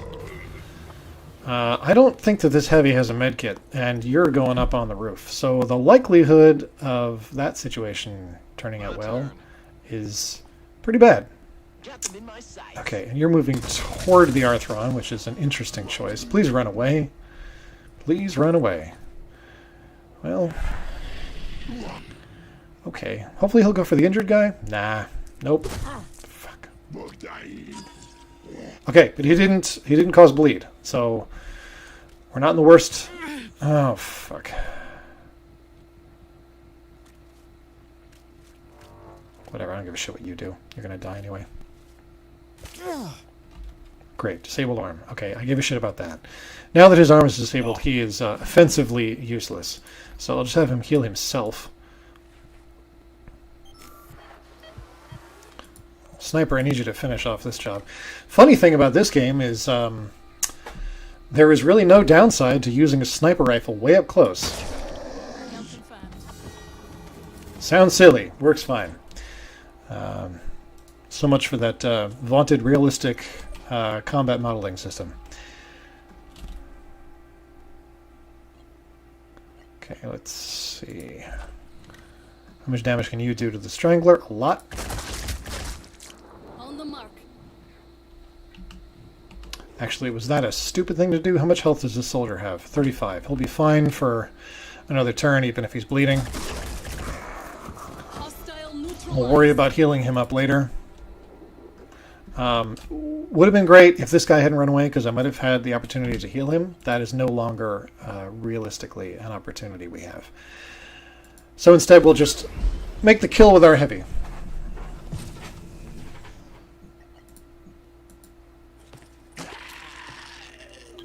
Thank you for being a friend. Yeah, bummer.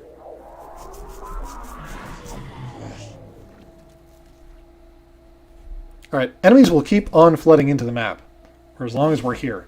So, we should boogie. Boogie, boogie, boogie. Where is the exit? Oh, yeah, the evac zone is all the way on the opposite corner of the map. Because of course it is. That mine fragger is faster than we are, so it will catch up with us if we don't take it out. So, smart thing to do would be to take it out. Let's just grab this guy.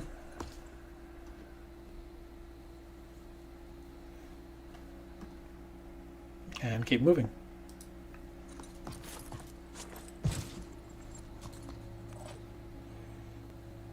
I'm on the move. And heal up this soldier. What's our plan? Keep them moving as well. They are also useless because their arm is crippled. Phoenix Point is really good at going for the soft spots. I mean, the game always seems to injure you in the places you least want to be injured. Not that you want to be injured anywhere. There's probably a better way of saying that, but it's too late. I already said it the crappy way. Just take this shot and see how it goes. Preparing to fire. Honestly, better than I had hoped. Mindfragger is significantly less of a threat now.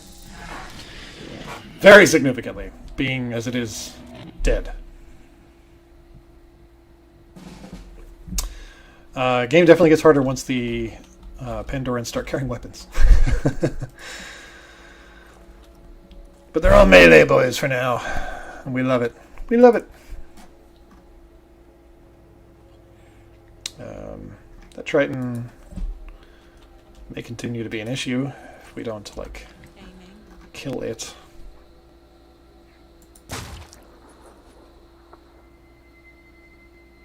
Yep. It may end up continuing to be an issue anyway.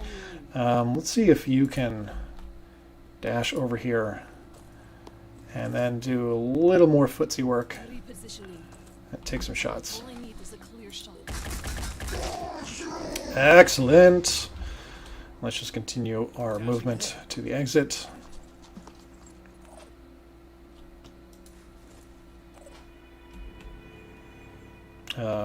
Let's just have you hang out and kind of escort. And you are useless, so you have got to move to the exit. Target in sight. Oh, good. Good, good, good.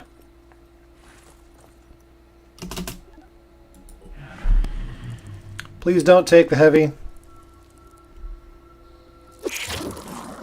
You know, I asked nicely. Alright. Well, let's see if we can bash. I know you have one arm crippled. That's a no. That's a big old no. No. No ability to deal with this. You can bash with your grenade. That seems stupid, but on the other hand, maybe it's genius. So if you bash the Mind Fragger with your grenade, it does very little damage. Oh boy, okay. Oh, that's a bad situation. Really no other way to describe it. It's just bad. Jesus Christ.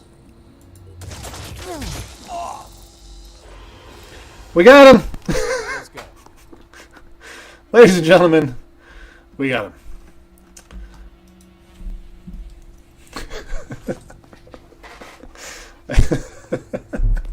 I do like the thought of the soldier desperately trying to beat the face bugger off of your head with a live grenade! Making haste. Alright, let's keep it going, friends. Keep this train moving.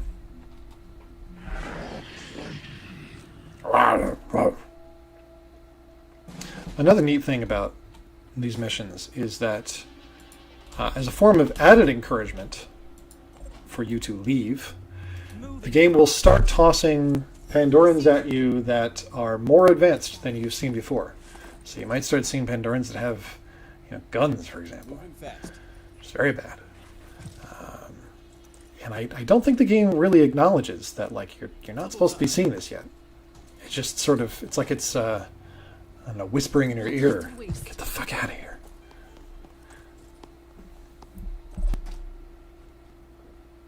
Moving fast. So if I had to say, this is a good example of the kind of stuff that you can expect out of a Julian Gollop game To position. that a modern Phyrexis title would never permit, which is, well, not never, I shouldn't say that, would try to design against, which is situations where you're really just spending turns moving your soldiers across the map. Even on Lost missions in XCOM 2 or The Chosen, where you are diving toward an evac point, trying to evade the Lost, there's a very serious, like, chase dynamic going on, where the game is constantly trying to force you to choose whether or not you will engage in some kind of limited combat or just go all in on running. And here, we're obviously seeing a little bit of that, but also this is a lot of terrain to cross, and there's several turns where we're just doing this.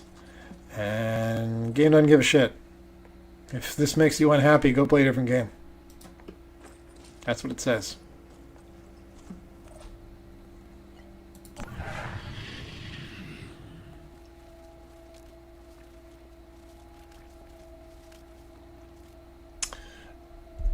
I have no idea why they're doing that. We're almost at the evac zone with our snipers, so we're pretty in the clear here. So let's just have these guys evac.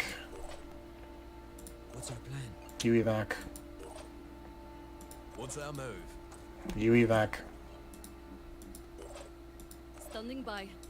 You evac. You evac. And you just hang out.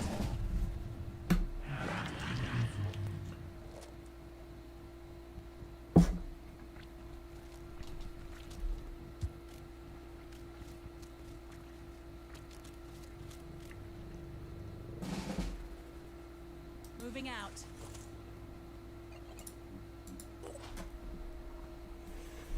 Yay, new soldiers.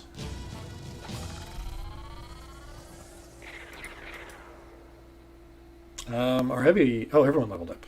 Great. Yeah, if you right-click, it confuses the game. It stops showing the progress bar moving.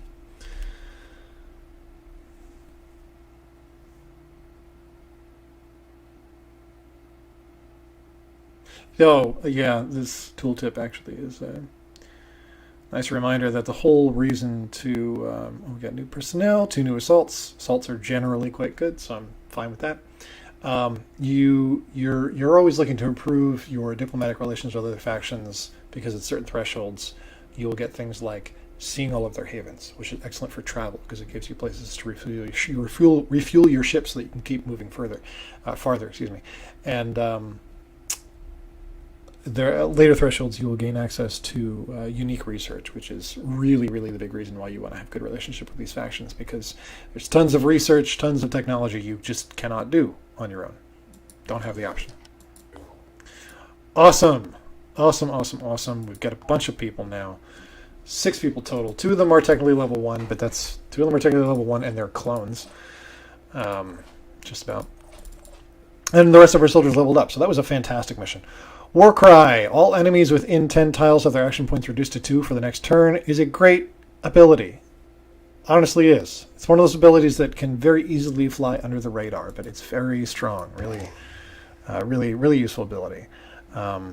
So what we're going to do now with you is we're going to bump up your willpower a little bit and then just give you some more speed. Again, strength is going to be a major factor for the heavy, but for right now I'm not too terribly concerned with it. Return fire is also a great skill, especially now that the Arthurans are going to start getting weapons, which means they're going to start shooting at us. Those weapons can be quite dangerous, so getting the ability to fire back whenever an enemy fires directly at this soldier, just automatically fire back, is really nice. And self-defense specialist, again, good ability, but we need better pistols. So we're going to hold off on that. Still, we're going to do the Sanhedrin mission next, and Sanhedrin has some nice pistols, so that's what we'll be getting for. No pun intended. Let's give you some willpower and some speed. Inger, you now have the capacity to carry heavy weapons, but I'm not going to make you carry one yet, mostly because I don't want to build one for you, and also because I'm not quite sure what you would do with it. You're a very good rifler right now, so we're just going to keep you rifling. Definitely not a weird thing to say. 2 points willpower, no points in speed, because you can operate a little bit better from a distance. Finally, we have upgraded our sniper, and their extreme focus perk is, again, just a great perk. The cost of going on Overwatch is reduced by 1 action point. The cost of Overwatch depends on the weapon that you're using. So a sniper rifle takes 3 action points to use. What this means is that if you go on Overwatch with a sniper rifle, it will take 2 action points. What a lot of people don't pick up on is that a pistol costs 1 action point to fire. So if you pick up this perk, you get free pistol Overwatches. Pistol Overwatches take 1 minus 1 points. That's 0. So excellent perk. And if you're able to... This is one of the great synergies that snipers offer with other classes. You'll see there's a skill later on that just lets them fire, period, at 1 fewer action point. So snipers just give you more action economy with their basic perks. If you hybridize your soldiers, give them some sniper perks. Good stuff. Snipers benefit a little bit from speed, not as much as you might think, but they definitely benefit from willpower because they're constantly using willpower-esque abilities. I'm just going to put all 3 points into willpower.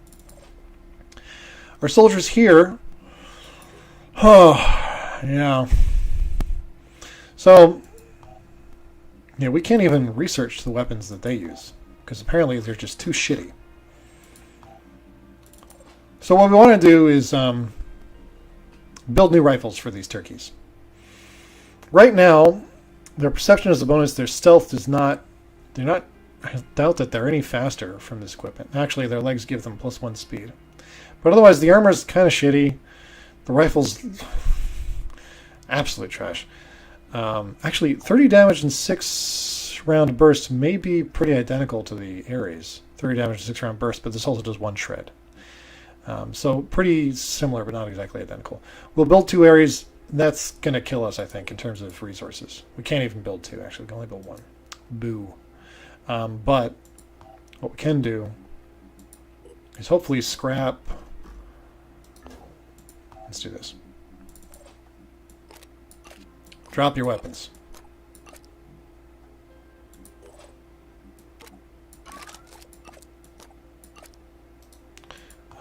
Just gonna, yeah, still can't research that stuff.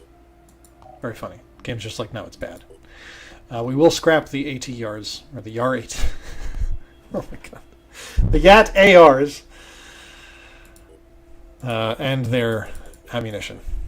Goodbye. Scrap it all. And we'll use that to make the substitute rifles. They also will need med kits. So we'll make 2 med kits. And can we make 2 grenades? Yes, they're not too expensive at all. And that will fully equip them once that stuff gets built. Let's go back to base. Heal up. Oh, no. Go back to base. Heal a bit. This percentage marker above the Phoenix base just shows how much of its total scan range has been scanned. Once it reaches 100, it'll stop scanning. For Phoenix base 2 is still moving. It'll be a while. 2 days before the generator gets back up, and 2 days before the satellite uplink gets back up. So we have a while to wait on that. And we're nearly fully healed. Great. Okay. We'll have our first Ares rifle in 4 hours. Let's do a general geoscape save. Oops, I'm saving on Haven Defense, which is whatever. Okay. Let's just keep exploring. We could go to Randolph Syme's site, but I don't want to necessarily do a combat mission right now, just because we're not fully equipped. They're fine for now. Let's just keep exploring. So at least wait. We got our first Ares rifle. That's nice. We do want to do Haven Defense missions in general. It is really good. The Old World, Saresha. In one of the public squares in Saresha, a loud debate between a supporter of Sanhedrin and a local priestess has drawn a lot of attention. The debate itself is actually friendly, as the two women have known each other for a long time, but there is an unusual intensity in the crowd as arguments fly back and forth. People are deeply invested. The Sanhedrin supporter argues that there is a lot we can learn from the Old World, that not everything was bad, just the way it was organized, and we could build a civilization that had many of the same features, but without the systemic flaws. The priestess disagrees. She thinks the Old World was fundamentally broken, and without a change in human nature, we just repeat all the same mistakes again. So, I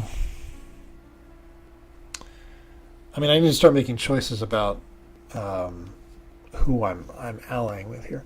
I'm tempted to side with the priestess because I want positive relations with the Disciples of Anus since we're already building those up. I don't see a lot of evidence that we have a lot of Sanhedrin havens around us. And the way that I tend to choose alliances is just convenience. If I'm near a particular haven, then I probably want to be friends with them. Especially because now, if you're at war with a particular faction, they will attack your bases. I'm not interested in having that happen. So I'm going to side with the priestess.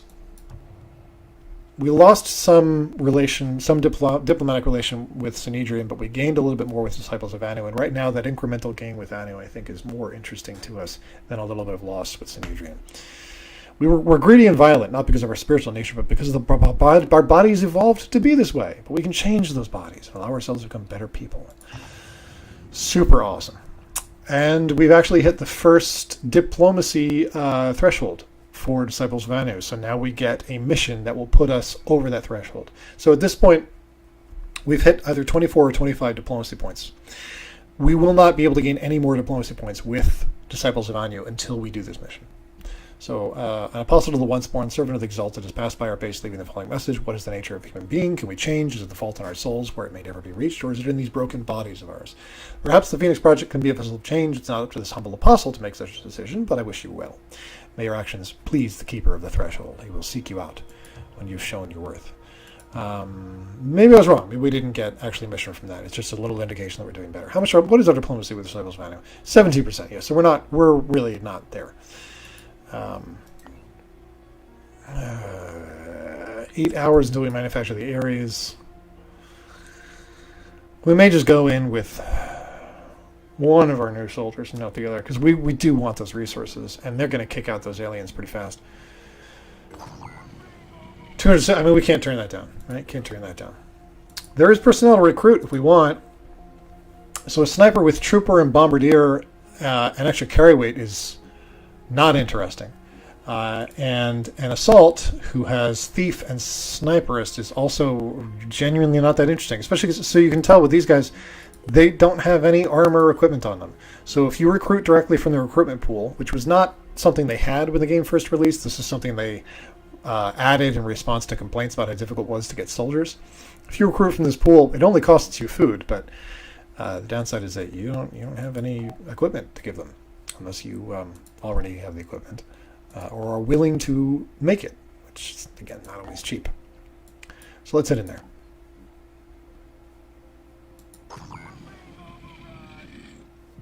In this case, they are attacking... what are they? It looks like they're attacking the elite residences. Yep, elite residences. So there will be weak little civilians on this mission, afraid of death.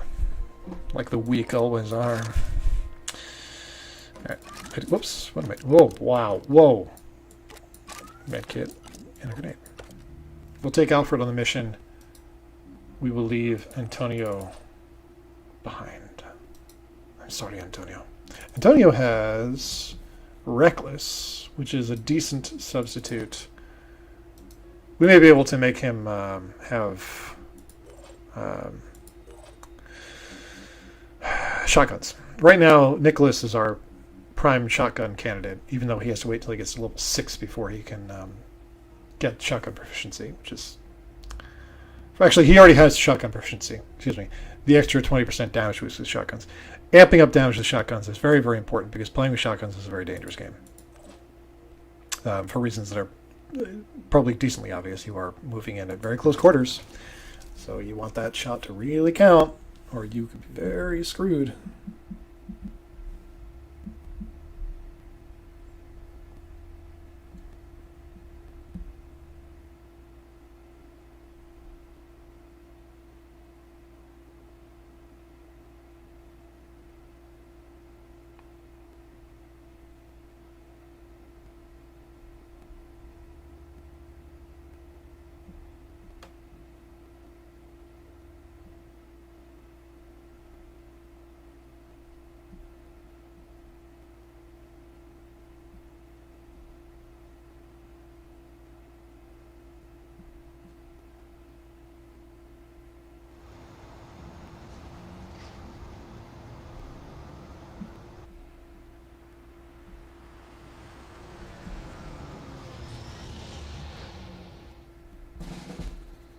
All right. We see any aliens off the bat? No, but we've got mist. Oh, the mist is bad. I didn't realize this haven was... So if you're defending, if you are on a mission that is already covered in the red mist, you will see these foggy areas. And the foggy areas are not good to hang out in because whenever any soldier spends time in that mist, they lose will while they're in that mist.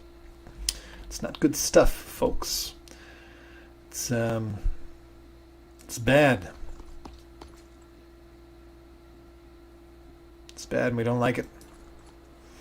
Just picking up this free Disciple of Anu soldier. Unfortunately, you don't get to keep these guys. Once they are done, they're done. So once this mission is over, they will go back into the loving arms of the Disciples of Anu. We will not get to take them on our ship. There's one evac zone back there, and that is legitimately the only evac zone in the mission. So, whoopsie doddle. We'll just tell this soldier to stop being weird. There's an alien right there. Good. We've already spotted one. I'm just going to have this civilian move around and, I don't know, spot other people. Civilians cannot activate other civilians, unfortunately. So you can't just scout around for civilians and then have them all activate one another and go to the base. I think it makes sense if you could. Like, every civilian in turn tells the next, hey, go to the ship, go to the ship. But no, they don't do that. They don't do it, folks. Real bad shot. Snipers can move one blue distance while still being able to take a sniper shot that turn. So we've moved one blue distance. Not a perfect shot. Not absolutely perfect, but we may pull it off. Let's try it. Beautiful! We disabled the torso, which means we've induced bleed, and how much health does he have left? 20, so within 2 turns he's dead no matter what. He cannot regenerate. He has no chance. Let's move this soldier over here, see if they get to see anything as a result. Not really. So we'll just put them on Overwatch. This is a Disciple of Anu soldier. Well, I don't know, come rescue that civilian, I guess. You can just hide. Not particularly interested in what you do. Oh, my soldiers are very spread out in this mission. That's kind of interesting. Let's move you to this rooftop perch, and oh my god, we see a lot of people all at once. Do any of them have guns? No, because they're all still in melee mutations, which is just wonderful. It's just lovely. Can't really take out their regeneration ability. So we're probably better off just trying to kill an Arthron right now, which we did. And you should do the same. Let's all relax. Moving out. Just bring those will points down. Wonderful. Wonderful. Oh boy. Well, that's dumb. He's going to die. That Disciples of Anu soldier who just ran right up to an Arthron and then did nothing.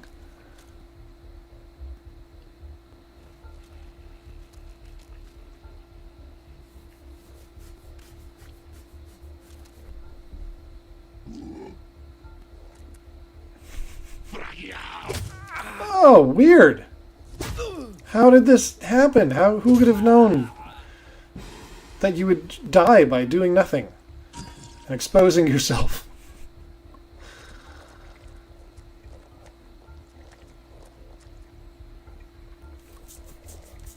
Yeah, the brute doesn't have a plan. It's also an incredibly dumb move. The AI is just not... It's not genius.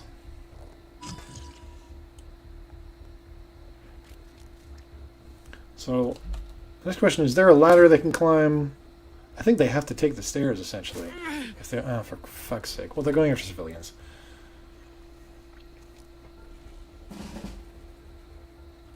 I don't care what you do.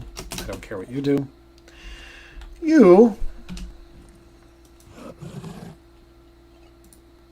Yeah, just do a bashy doodle.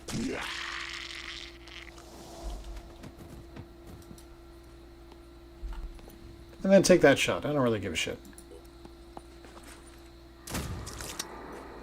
That did a whole lot of nothing.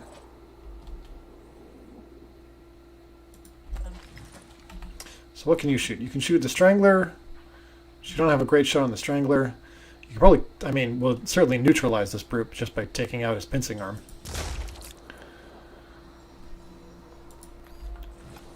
And can you finish him off with a pistol? Nope, not a lucky shot.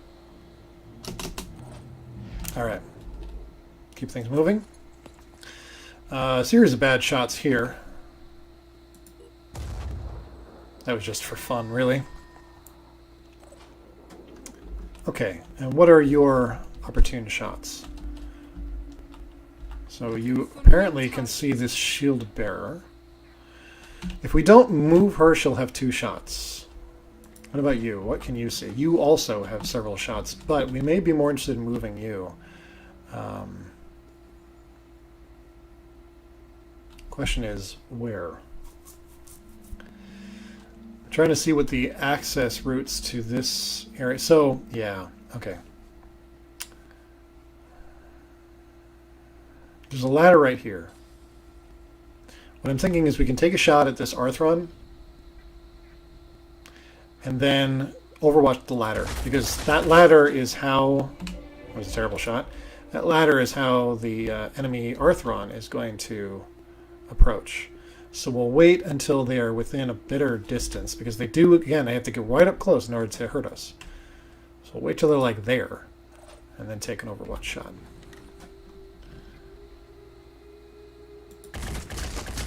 Great! Your pincer fell off, so I don't care so much about you now. We'll keep shooting, but... Okay, great. He didn't have to die, but he did. I appreciate that.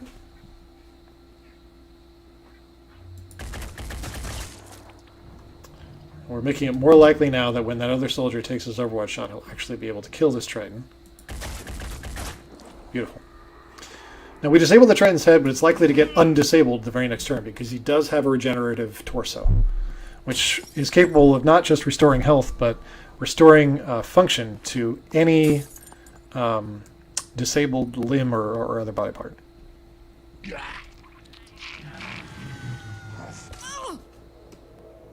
Something's happening somewhere.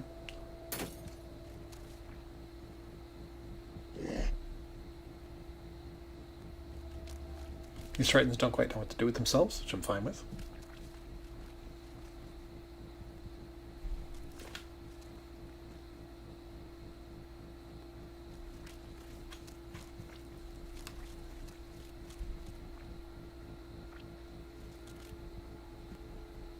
Okay, so the Triton did not do what I expected it to do, possibly because it knew that it was not going to go very well.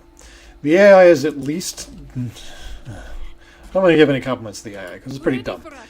But it's at least smart enough to often not walk directly into an Overwatch cone. So it could be that it made the decision to just not bother. Hard to say, though. What's our move? Why don't you go activate this guy and see if he has dash. He does have dash. So it may not be a terrible idea to make this Disciple of Anu soldier dash all the way over here and do some killing.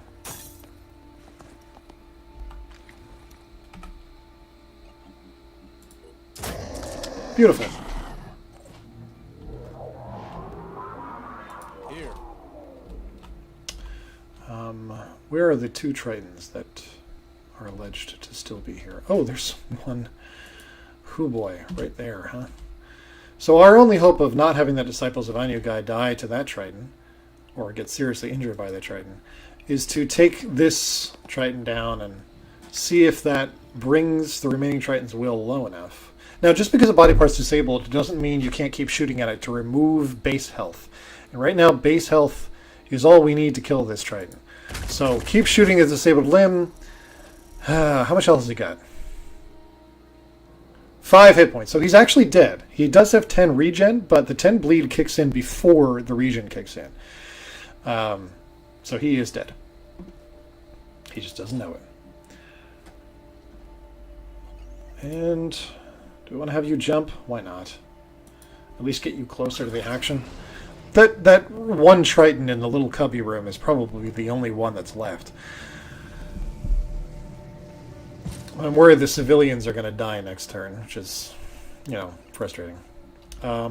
Great news is, bringing this heavy to this position, if we do War Cry, see how this Triton is illuminated in white? That means that he will be affected by the War Cry.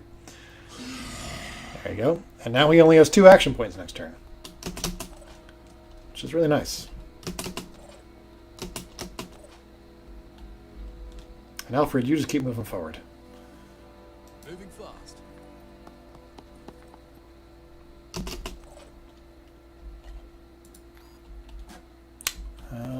I guess we can have you Overwatch. You really can't Overwatch far enough for this to matter. Let's go. So Moving. maybe if we move you up a bit, remembering that Overwatch only takes 2 action points. Okay, there's a chance that you'll be able to take an Overwatch shot in that Triton if they come out the window. We'll see. Ah, great. So the Triton Strangler opted for running instead of doing anything with its 2 action points, which, no complaints.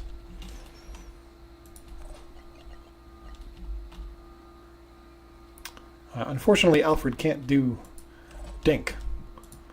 What we're going to do is just have... Well, is it worth it to toss a grenade? Really? Really? Let's just do this. We'll do a barrage of bullets and Ready to engage. a bash. And at this point, I could go for the torso, but the torso has 20 armor on it. And as nice as it is to disable armor, or disable, I'm sorry, regeneration, it's even nicer to just kill this fucker. So I'm going to shoot him in the leg a bunch of times to reduce his total health pool. Now his leg is bleeding, so he will lose 10 health points at the beginning of his turn. Period. So if we can bring him to 10 or below, he is dead. And indeed, he's dead. My guess is that he is the last alien on the map right now.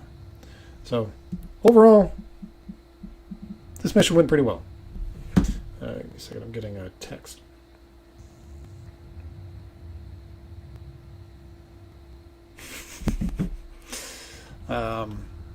So is there anything we want to do? What are the civilians looking like? 20 health, 30 health. They'll be fine for a couple of turns. I'm not motivated to do anything more.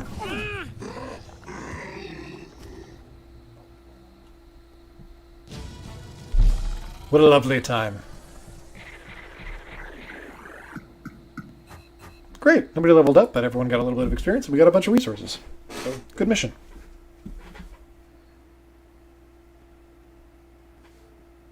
It's all gravy until they get guns.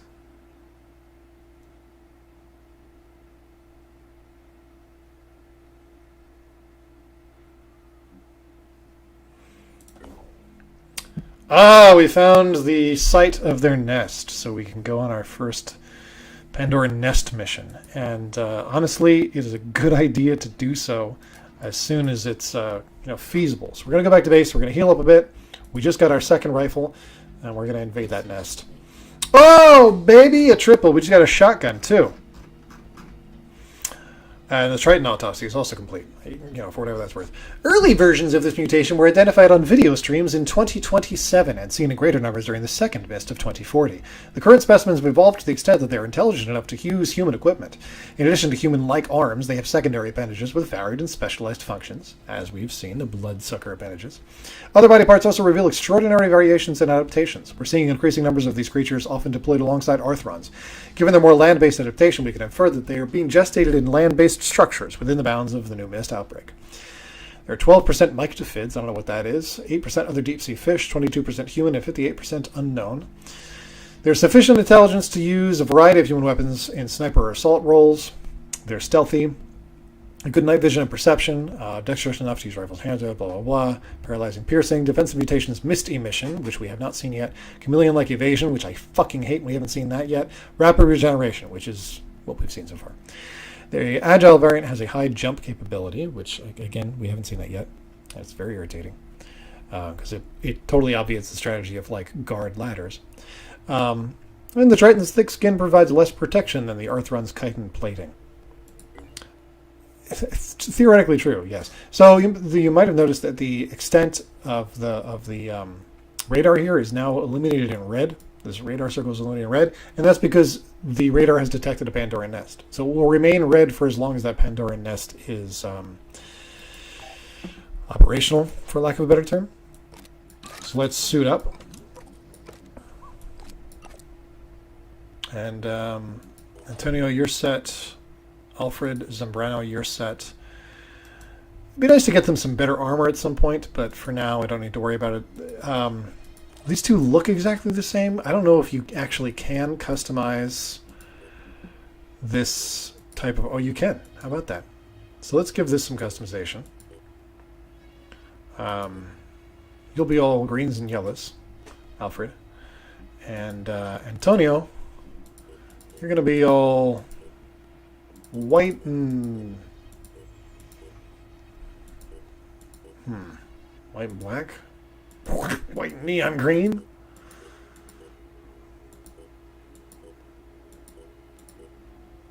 White and purple's kind of cool. I mean, it's ridiculous looking, but yeah, let's go away from white. See what else we can do. Red and purple is fun. Teal and purple is fun. Yeah, now this guy looks like a true weirdo. All right, let's run with it. Let's go, girls. Bam, bam, ba-da-da-da, bam. Oh, and also let's save. So this is our first enemy base mission. These early Pandoran nest missions are really not so bad at all. Wouldn't wait too long. Like I said, it's important to take them out as quickly as possible because the bases improve over time for the Pandorans, obviously. And as they improve, they get more and more difficult.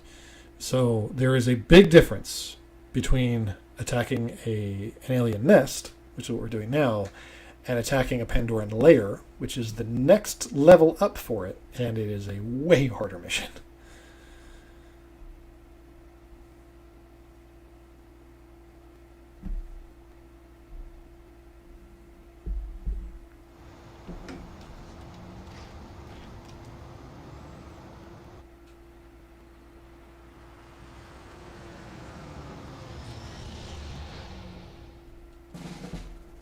So, this mission is not under the ocean. This is an on-land thing that just looks like it's full of coral and shit. But it's not. It's not under the ocean, folks. It's not. And it's a real shame. We love our under-the-ocean missions. We wanted more. We asked them for more, and they said they'd think about it. I don't know. I don't know if they're gonna. But we're gonna make them. We're gonna love them, and you're gonna love seeing it happen. Right there. Playing really sloppily right now, probably because I'm getting tired. I'm just flinging guys into not at all in cover. Whole point of these nest missions is to take out every hatching sentinel. These hatching sentinels are just big gooey towers. As soon as they detect your presence, they will charge up an emission that will hatch all nearby eggs. So these eggs contain mind fraggers. I would like that to not happen. So I would like to kill this thing before it can send out its warning call. Yeah, good news. We were successful, so now they will not send out their warning call. You said that you spotted... Oh, there's a Arthron way back there. Again, or not Arthron, a guy whose name I can't remember. The eggs do have a proximity thing going on. So if you get too close to them, they'll just sort of hatch on their own. So, you don't want to just run right up to them with that blam. But they're honestly not too dangerous if you just take your time and do a sweep as you're moving through. Moving fast. I see that people are exchanging a lot of Avengers memes on Twitter. That have like Donald Trump is Thanos. The movie was not great, folks. It was really not great. And I was one of those people. I'm typically the kind of guy who looks for the fun. I'm not gonna be like, this has got to be well written for a fucking comic book movie. But there are even within that very forgiving framework, some things are just hard to accept. And obviously the Zack Snyder films, very, very, very few people don't have a hard time with those. Nice. There goes that regenerating torso. So enjoy slowly dying. But beyond that, just the fucking... The end game was, Infinity War was really fun. It was really fun and really nicely done, and it felt like a very rare thing for a Marvel film, it felt like a movie that actually had some stakes, because people were dying. And there was the thrilling thought that maybe they were really seriously dead. But of course that was never actually true, right? That was never going to happen. Except for a couple of them who did in fact stay dead. One of whom is getting their own movie. Right? So they're really dead. But Endgame was just a big, dumb orgy. That's it. That was all of Endgame. Really, there were some high points. There were some fun parts. But overall, it set itself up for direct comparison to Infinity War, which was just a vastly superior film.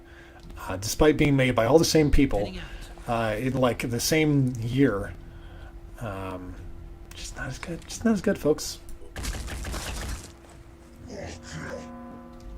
I love the Tritons because they vocalize, and it absolutely sounds like they are saying "fuck you" constantly.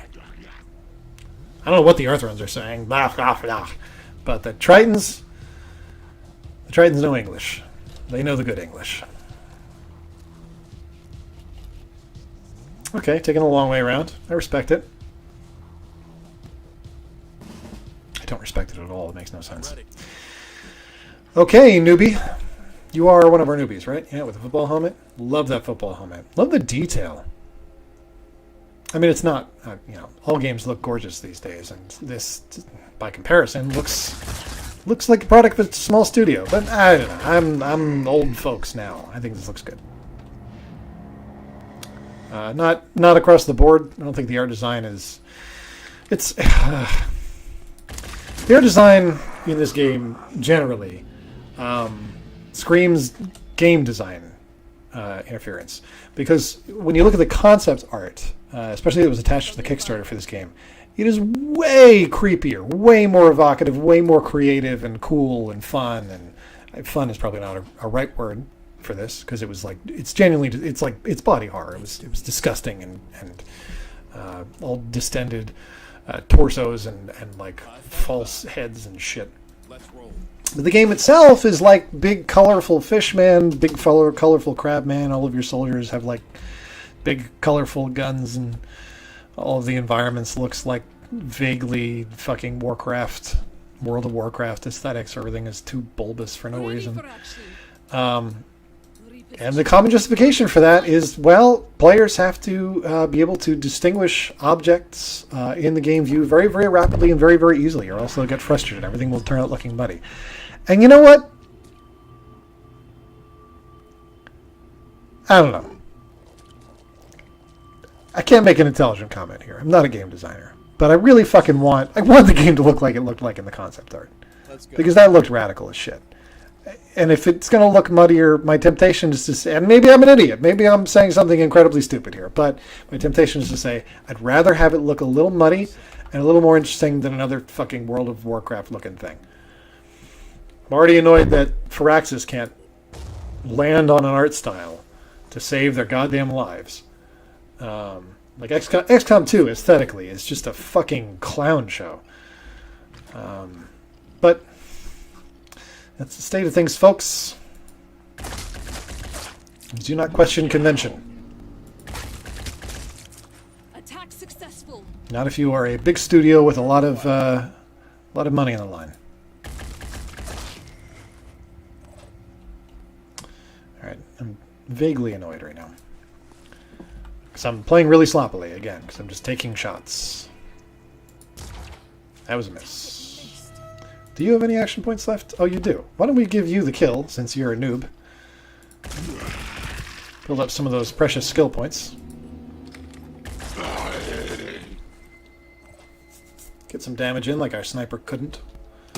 You're done. You're done. Again, if the Pandorans had guns right now, these would all be just the worst moves that you could possibly make. So just flinging guys out of cover and into the open. Cover works quite differently in Phoenix Point because everything is, they have this whole ballistic modeling system. So XCOM is a lot more, functions much more like a, I always say board game. That's really not a good way of describing it, but more like a D&D type thing, I guess, where you just have flat probabilities that are sort of disconnected from the quote-unquote physical reality of the game. But here, all the bullets are modeled in three-dimensional space along with everything else. So they can't give you statistical... they can't give you a flat number that says how likely you are to land a given shot. Fuck. That's a neat thing in theory, and in practice it gets kind of goofy.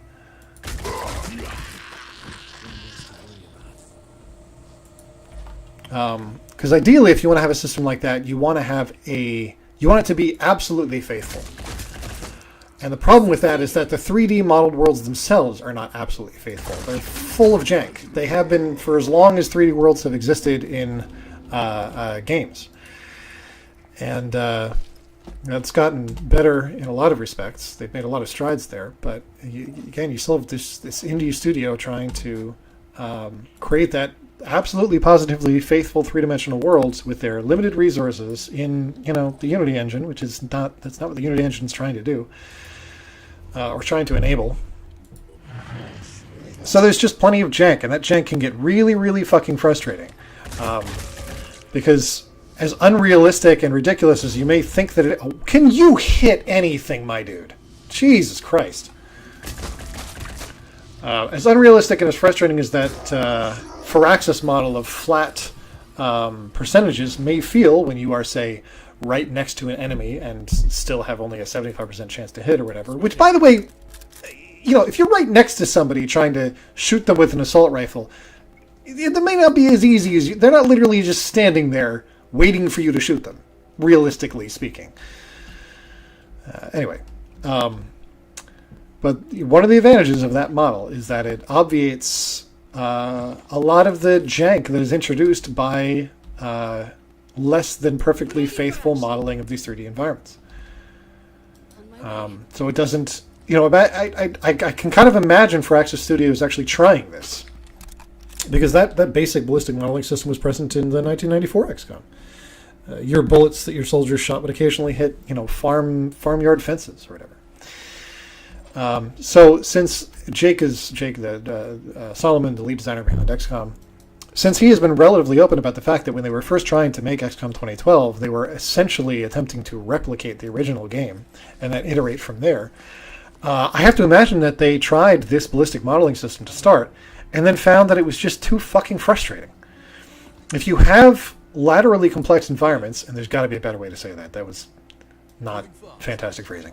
But what I mean is, if you have environments that have complex three-dimensional objects full of holes and not holes in them, as this game does in places, you're going to have players who are tempted to try and guide shots through relatively tight spaces and then get really frustrated when half their bullets end up hitting like an iron girder or something. And if they do, then they're going to be expecting those bullets to respond to the material that they're hitting appropriately. So players are going to... When I say appropriately, I mean appropriately according to the delusions of players, and not appropriately according to what would actually happen in real life. So they're going to expect like wooden structures to collapse and then bullets to keep going through them, or glass should not be an issue, for example. Like at all, it shouldn't even change the aiming trajectory or whatever. And so again, there's a whole layer of complexity on top of that you have to be able to model. Player anticipation of how the objects in your environment will respond to being shot at inadvertently. What a fucking pain in the ass. And if your game is not perfectly faithful in that respect, it's going to be frustrating to the player. I have to think a lot of players are getting frustrated because of this system that they ostensibly want.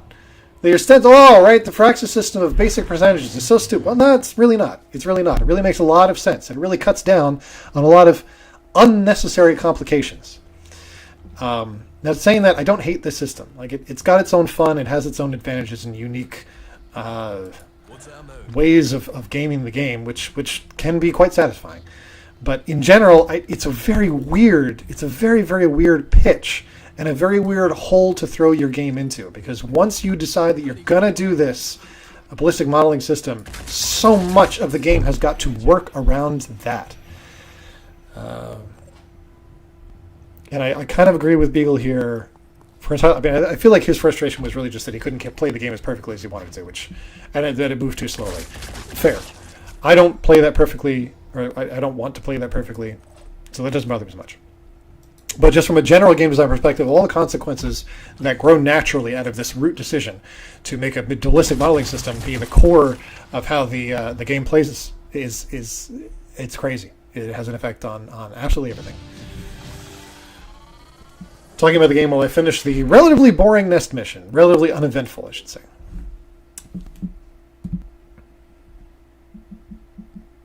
I forgot how hard streaming is on my voice box.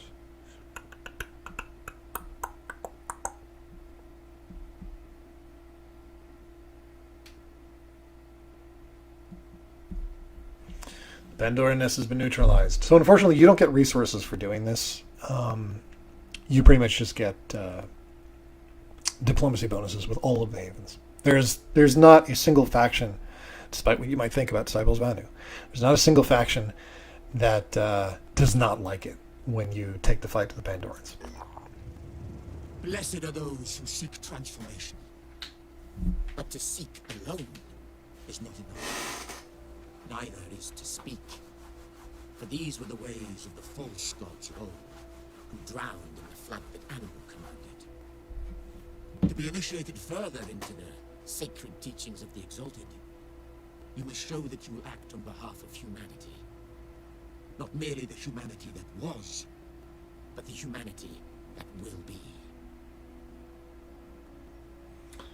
Yep. There are some who still cling to the sins of the old world. Even now they are consumed by greed, thinking that if they hoard enough, they will survive the coming changes. These brigands have attacked many of our havens, and those of others also. Let the judgment of the dead god fall upon them. Yep, so Disciples on you want you to attack a group of raiders. And this is the mission. They have visited upon others. Be returned unto them tenfold. Yes, this is the mission that will let you pass the first diplomatic threshold with the Disciples of Anu. Alright, we got 2 level ups, which is great. Level upsers. We can gain to our willpower and perception range for 25 points. I may pick this up later. As we acquire more willpower, the cost of acquiring further points in willpower will go up. So there'll be a point where you're at the 12 to 13 point range, where obviously spending 25 points is, point-wise equivalent to just putting 2 points to willpower. And there's a point past that where it becomes a bargain. So I'm going to wait on Farsighted. Because the extra perception range I don't give a shit about. I still don't want the heavy weapon proficiency, but now that this soldier is level 4, they can multi-class. Multi-classing is expensive at first. It's expensive overall. It costs 50 points right off the bat. And we can afford that. Usually you can afford that by the time you get level 4. But at this point, I just don't think that it's worth it for this soldier. If some synergies present themselves later, then we'll consider it. But for now, I'm not going to bother with that. So we'll just give them a little more willpower, a little bit more speed, but not much, and we'll just keep it there. 9 willpower and 15 speed is okay, and then we'll hold on to the SP in case we want to use it later. Alfred can also get some specialists, but he's going to get dash. He's going to do dashy diddle. We're not going to worry about self-defense specialist again quite yet. We are going to rest up. 30. Yeah, everyone's a little too tired for my comfort, so we're going to rest up a little bit.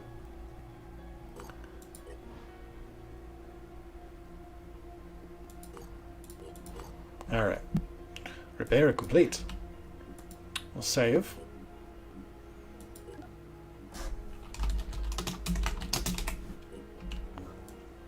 This is where the Disciples of Anu mission that we can go on is. And I'm tempted to say that we should do it.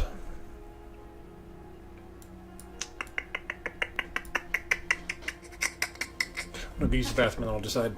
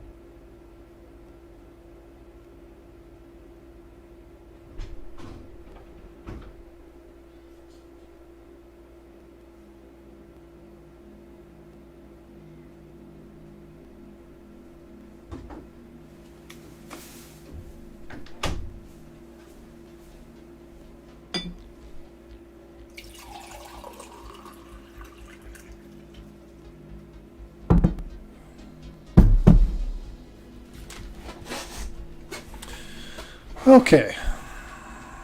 So. We can keep exploring, we can go to the Simon's Retreat, or we can go to the Disciples of Anu mission.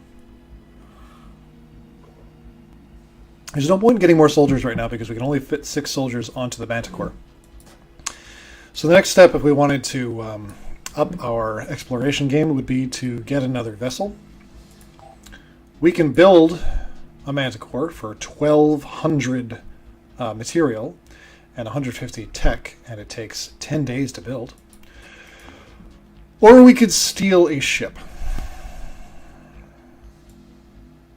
I don't love either one of those options right now, but we may end up stealing a ship from Sanhedrin.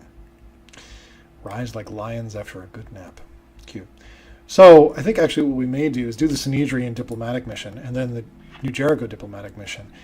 And then steal a ship. You know what? Fuck that. Let's do the Disciples of Anu mission first.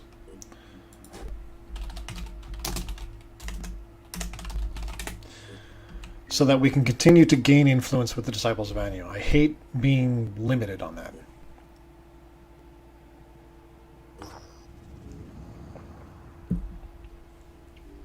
Greed and conflict. They've been attacking havens, hoarding stolen supplies, and causing problems for everyone with their unrelenting selfishness. The Exalted has decided that this must stop. Let's do it. Just in case this mission is a little overlong, I'm going to give them... Okay. More ammo? What is happening? That was weird. More ammo for the sniper rifle. Let's go in.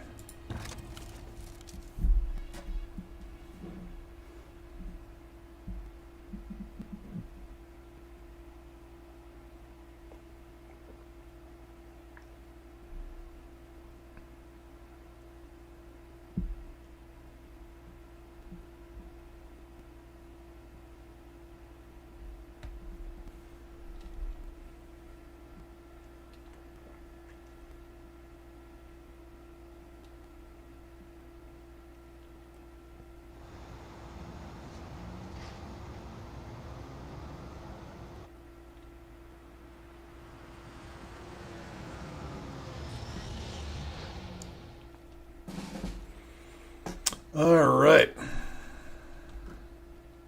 folks, sorry to say, these raiders,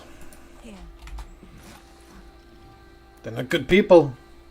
They're not the best. They're not the best we've seen. But we see them a lot, and we're going to take care of them. You know, I got some real tough guys on the job. That's all we need to do for that guy. These guys can't use their guns if they've only got one arm. So if you manage to take down a raider's one arm, you're pretty much in the clear. As for strategy, I think it's this big open area, not good. We should try and seize this building and all the thick cover that it offers as quickly as we can. So I'm just going to move them up to make sure that, yeah, we don't see anything interesting here. I may just have him hang out right here. I have you rush in there. Again, if this is the only guy guarding that building, then having the sniper shoot him in the arm and disable his arm was a great opening move. Because he really has no response. His only response will be to leave. Which I'm fine with. Means a little less experience for the soldier who shot him, but oh well. Oh well! I'm going. Question is it worth... Nope. Is it worth... Nope.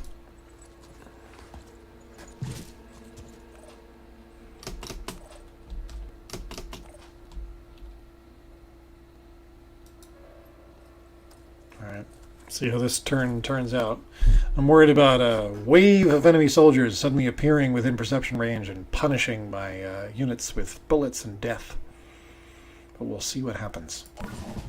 I would kill for... Oh, yep. There it is. I would kill for something like a motion tracker in this game, but there's nothing really like that. My turn. Ready to rumble. Okay. 2 heavies way over there. Another heavy quite close. So, big priority is taking out the sniper that's quite near us, then probably the assault. Oh boy, there are a lot of people on this map right now. Okay, that's fine. So how do we want to play this? This heavy is a bad thing. Ready to engage. I probably didn't need to say that quite as stupidly as I did. But I did! That's what I said! So let's do a quick save, because this is a tenuous situation, and I'm absolutely going to save scum my way through it if necessary.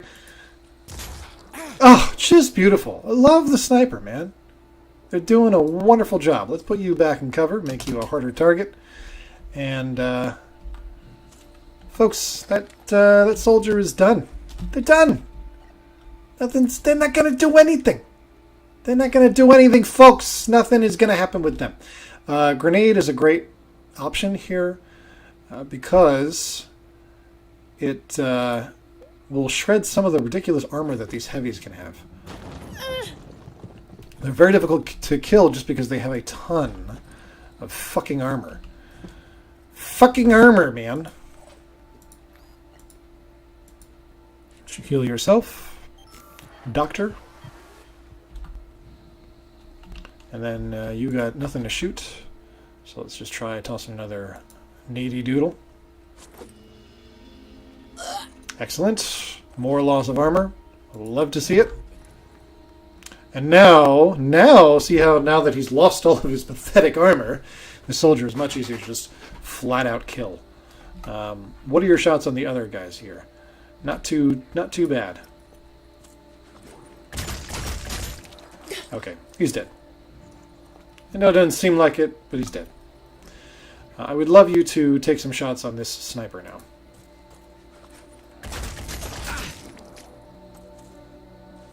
I really should make sure this guy's dead. He's dead. Ready for action.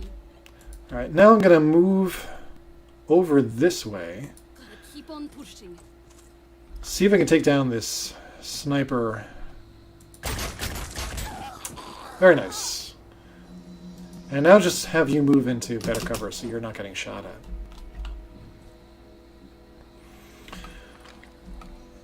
The only point in killing Rari Barjami right now is to decrease the will of every other soldier on the map, which is not a bad move. Enemy killed.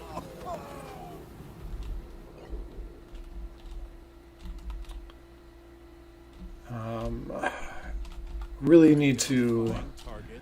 get this guy some fucking grenade launcher. You do hit a point where your heavies are so slow and they are so inaccurate with the cannon that they are really useless, particularly in missions like these where there are a lot of enemies, because they can't just rocket jump in and bash somebody and hope they die. For one thing, they're not going to die. Fuck's sake. Yeah, that's going to keep happening, isn't it? And for another thing... Catching my breath. Oh, don't catch your breath. Well, at least by using the med kit, he can't use the sniper rifle now, so he'll probably move. Maybe he'll fire a pistol. Not even going to do that. Excellent. What was I saying? Something stupid.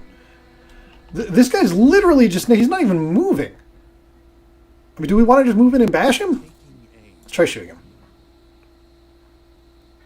Probably a bad idea. Hey!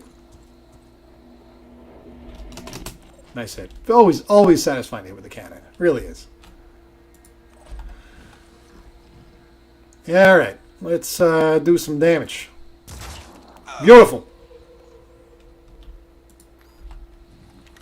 Yeah, the kind of problem I love to solve.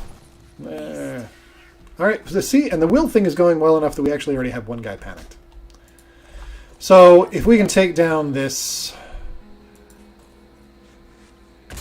heavy, the problem being that the heavy's, I know it looks like the heavy's wearing a t-shirt, but his armor is really good. So, despite hitting him several times, we did nothing to him. I'm ready. Nothing. But hopefully we can kill the sniper? Maybe? Beautiful. And that was a little, it was hard to tell, but I was very, very quick between one shot and the next because the first shot caused him to keel over a little bit, and that exposed his head as a center of mass target. And the head generally has very, very little armor on it, so I wanted to hit that as quickly as I could to make sure that I could improve my chances of getting shots on the head. One of the weird little artifacts of this game's ballistic modeling system. Weird and unpleasant.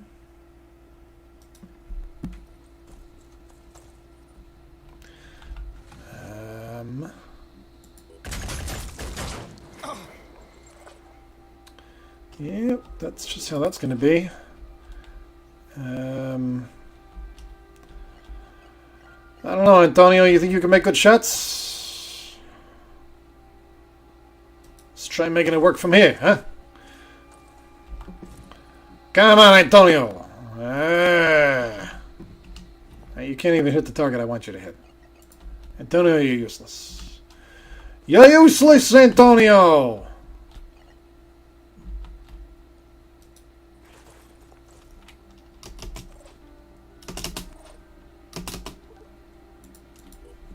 All done.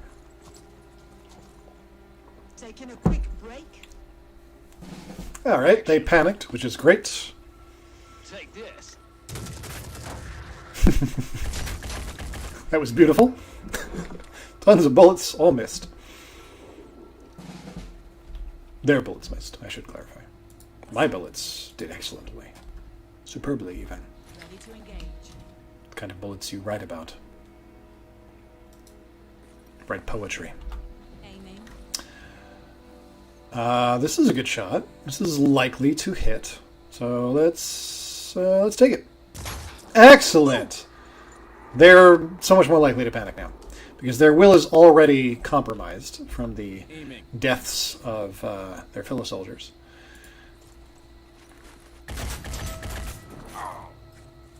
For God's sake. And now by disabling that other soldier's head, they have a lower maximum will. So right now they have 1 out of 3 will points. Nominally they have 8, but because their head is disabled, they have a mere 3. They have nominally 6 will points. Not sure I understand why, considering I think they're the same unit type. But whatever. You know, not here to criticize. Okay. May have you rocket jump yet. You really can't do anything from where you are. Risky to expose these guys to much fire. But, you know, I'm doing it, is the point. My best soldier right now, my best soldiers, I should say, honestly are, in this situation, my sniper and heavy. Because the assaults, their rifles have a really hard time piercing the armor. They just very slowly wear down the armor of these heavies.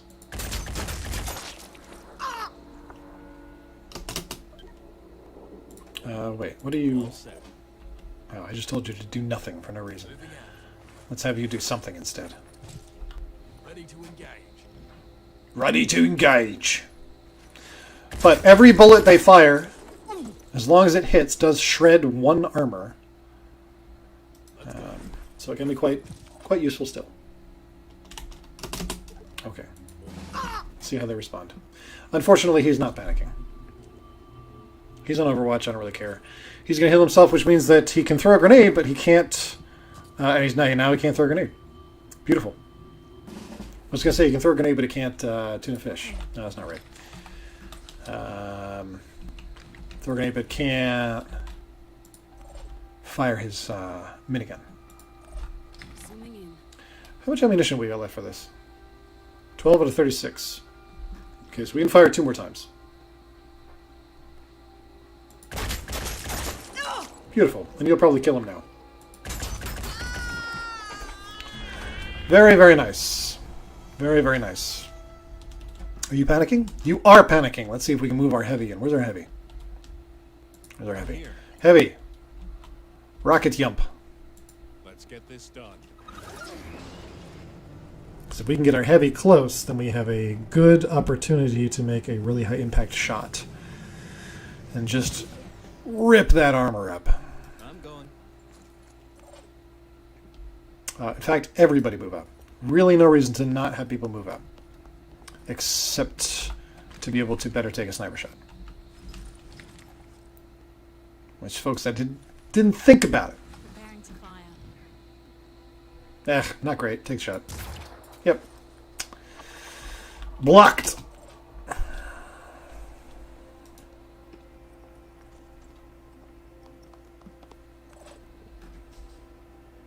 On the double.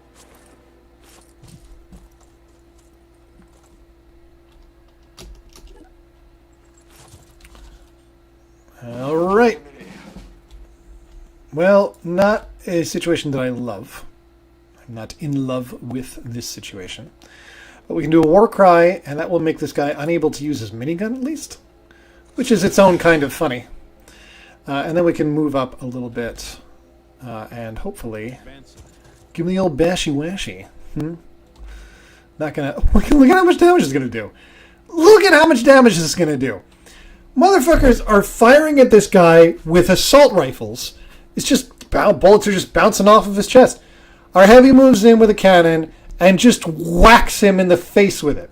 He could shoot him, but he won't. He's just gonna smash his skull. Tons of... Oh, and he's dazed. He's dazed. How many action points do you get? What is dazed to do? Action points reduced to 1 and accuracy halved. The war cry did nothing for me. This guy cannot do anything in his next turn because he's all dizzy because he got hit with a gun. Bullets? Fuck them. They don't do anything. Gun? That's the true weapon. Conservatives say that guns don't kill people. People kill people. Wrong. Guns. It's just guns. Not even bullets.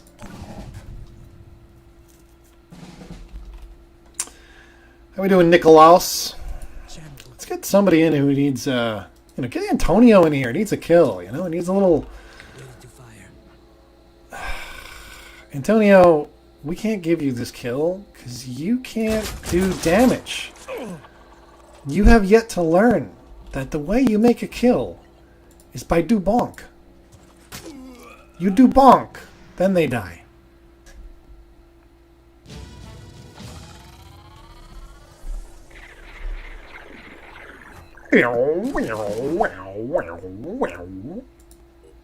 Excelente. Okay, now we're in a better position diplomatically with the Disciples of Anu, which is nice. We'll be able to see all of their bases, which informationally is, adequate, but logistically is nice because it allows us to fly generally further. You have done well. Reduces the mean free path. Sends her thanks.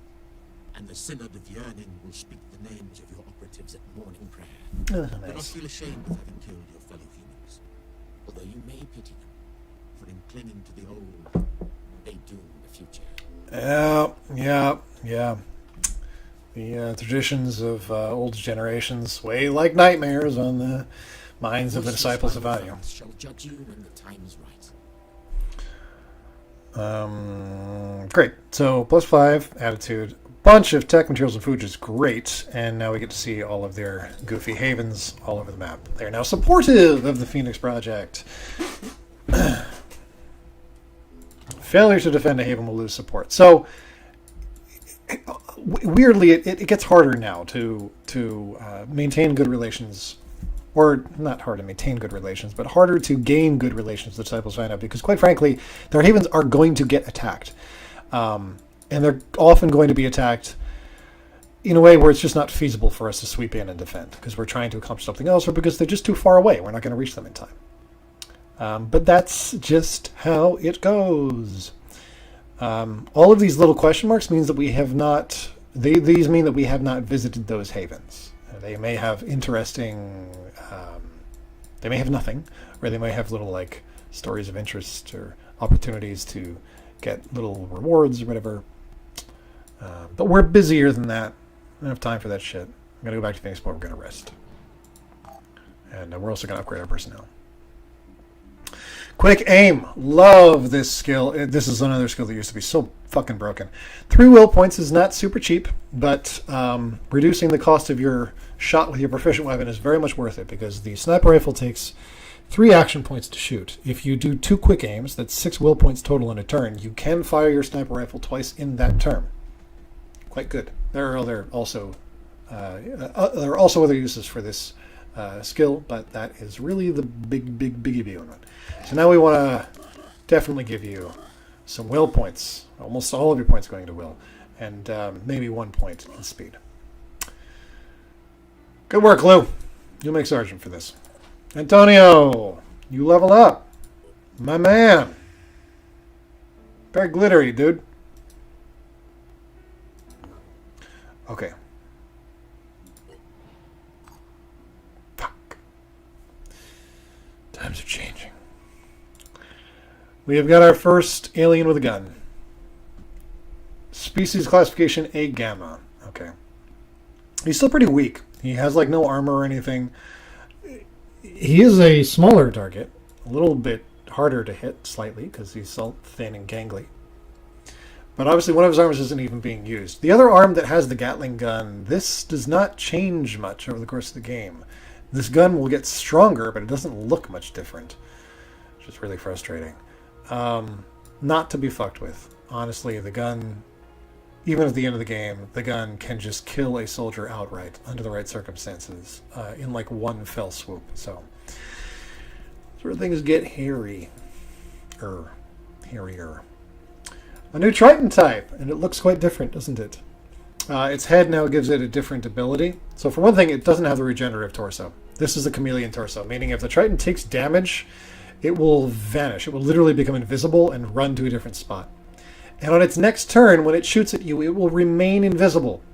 This thing is shit. It sucks and I hate it. The head allows it to suppress whatever noises it makes, even noises that are coming from guns, which this thing is holding a gun. So it will shoot you. It will shoot you quietly so that you don't get the sound indicator necessarily if you're not close enough or your perception isn't good enough. And it will spawn clouds of mist with its big meaty arms. So suddenly this Triton is also much deadlier. Good times. This Triton is looking more like the last ones we fought, except that in addition to having blood-sucking arms, it carries around a Yat assault rifle. Hooray. Goddamn Pandorans. Save.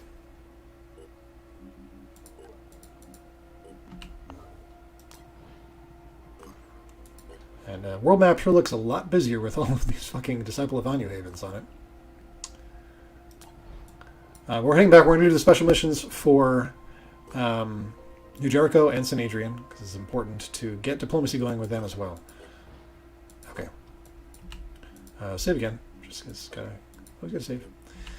And not doing the Science Retreat. What are the missions? The Dreamers Awaken and Enter St. Adrian Stage Lift.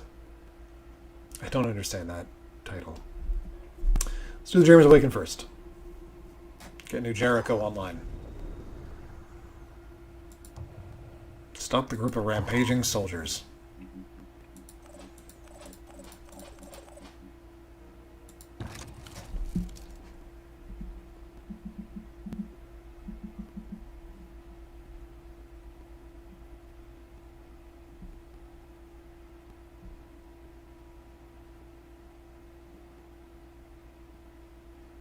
And let me tell you folks, I'm hungry.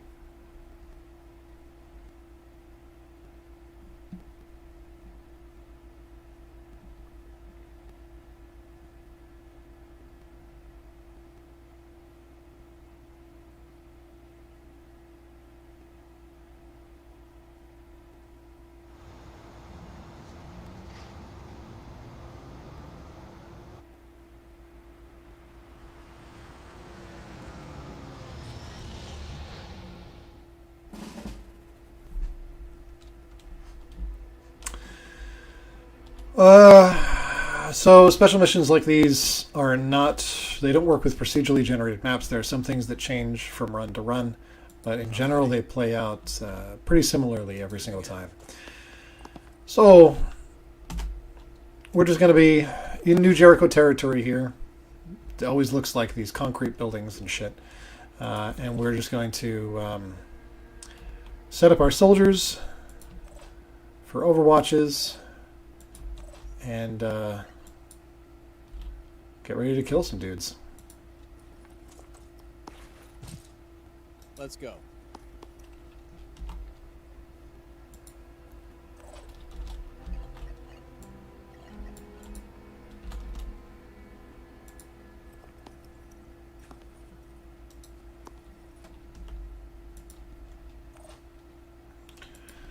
I always do this and it's always dangerous. I'm doing it anyway.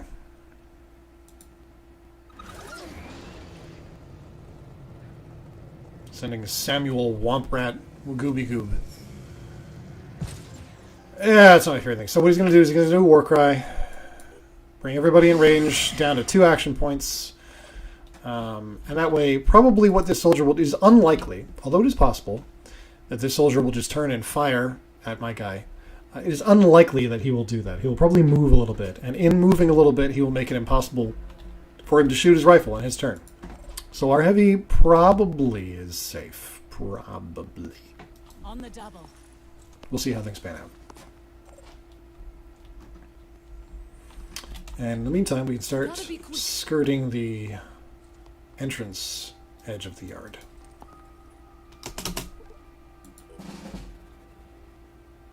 That guy's definitely fucking himself over. I got this. Let's get moving. You don't got this, because you're under war cry. Yep. And that idiot's moving, which is just great. Screwing himself over. So this makes it much easier for the heavy to finish the job, so to speak. On this moron. I want them to... Is there an animation frame where they are less... Not really.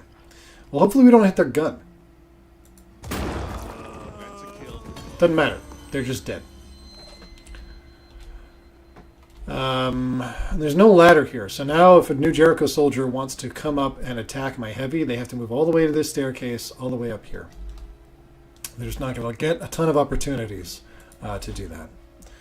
So we will have our sniper move on over here.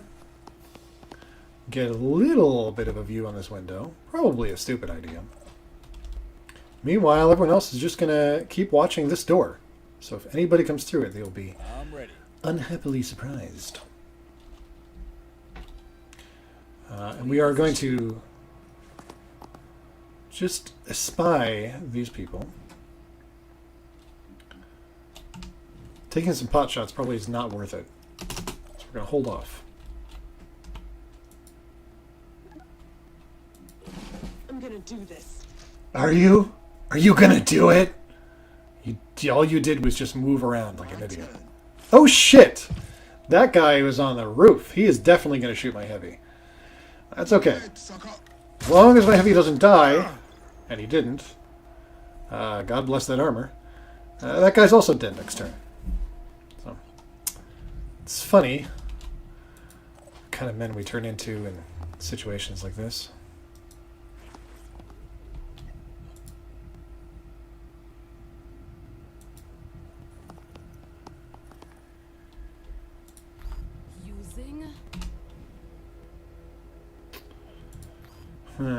Do I want to shoot here?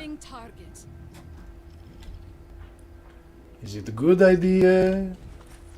Does not seem like a good idea. I could theoretically shoot this soldier with my sniper from here. More than just theoretically. That's a great shot. So let's quick aim it. That way we can move this soldier back into a position where they're unlikely to get shot. But we'll just take down this guy's arm. And now they can't do a fucking thing. They're just toast.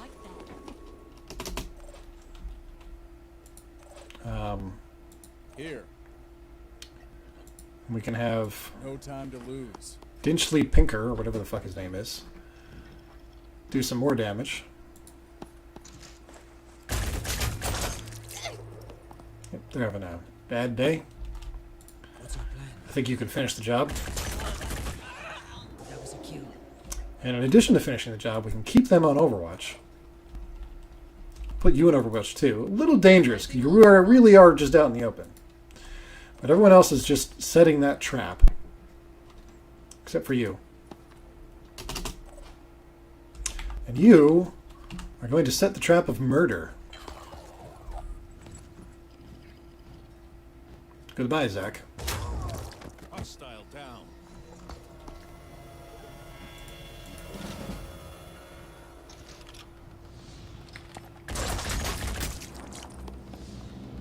Oh shit, the door's closed. Fuck. Fire back. Well, the door's closing didn't help that trap. That's what I get for moving this guy away from the door. Don't really understand why they automatically close, but I guess that's the way things are in the future. Goodbye.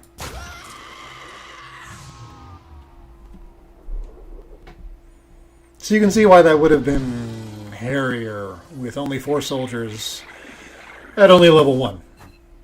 But with 6 soldiers, it was fine. Got some next experience for our heavy. Hard to complain about that.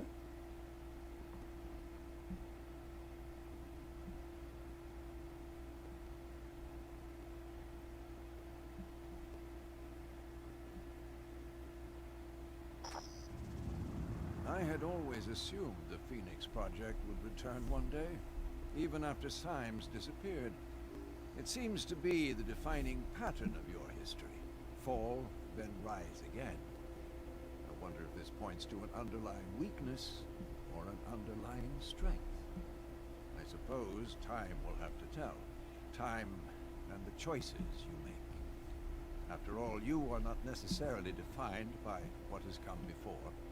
You can be whatever your will allows you to be. That is the essence of the human experience.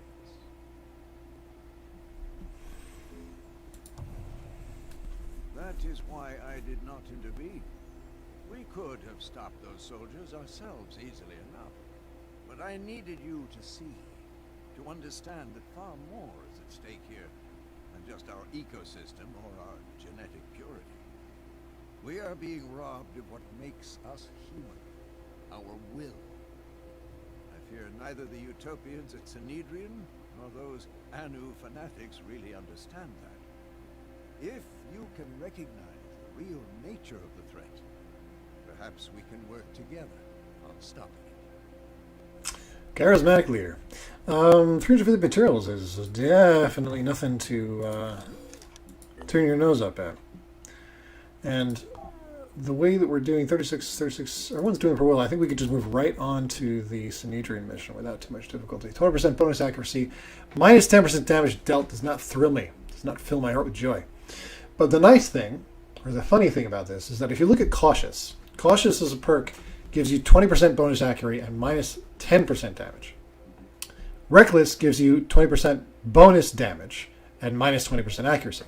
So if you have both Cautious and Reckless, overall that gives you just a flat plus 10% to the damage dealt. Rather expensive at 50 points total, but pretty good. Really not too bad. However, we're not going to bother with either one of these right now. The accuracy thing is not a concern because we're not trying to make our heavy operate in a sniping capacity. And just generally having a little more strength and a little more speed is probably fine. It's probably just fine. Alright, I think I'm going to end this here. I think I'm done streaming. I think my voice is done.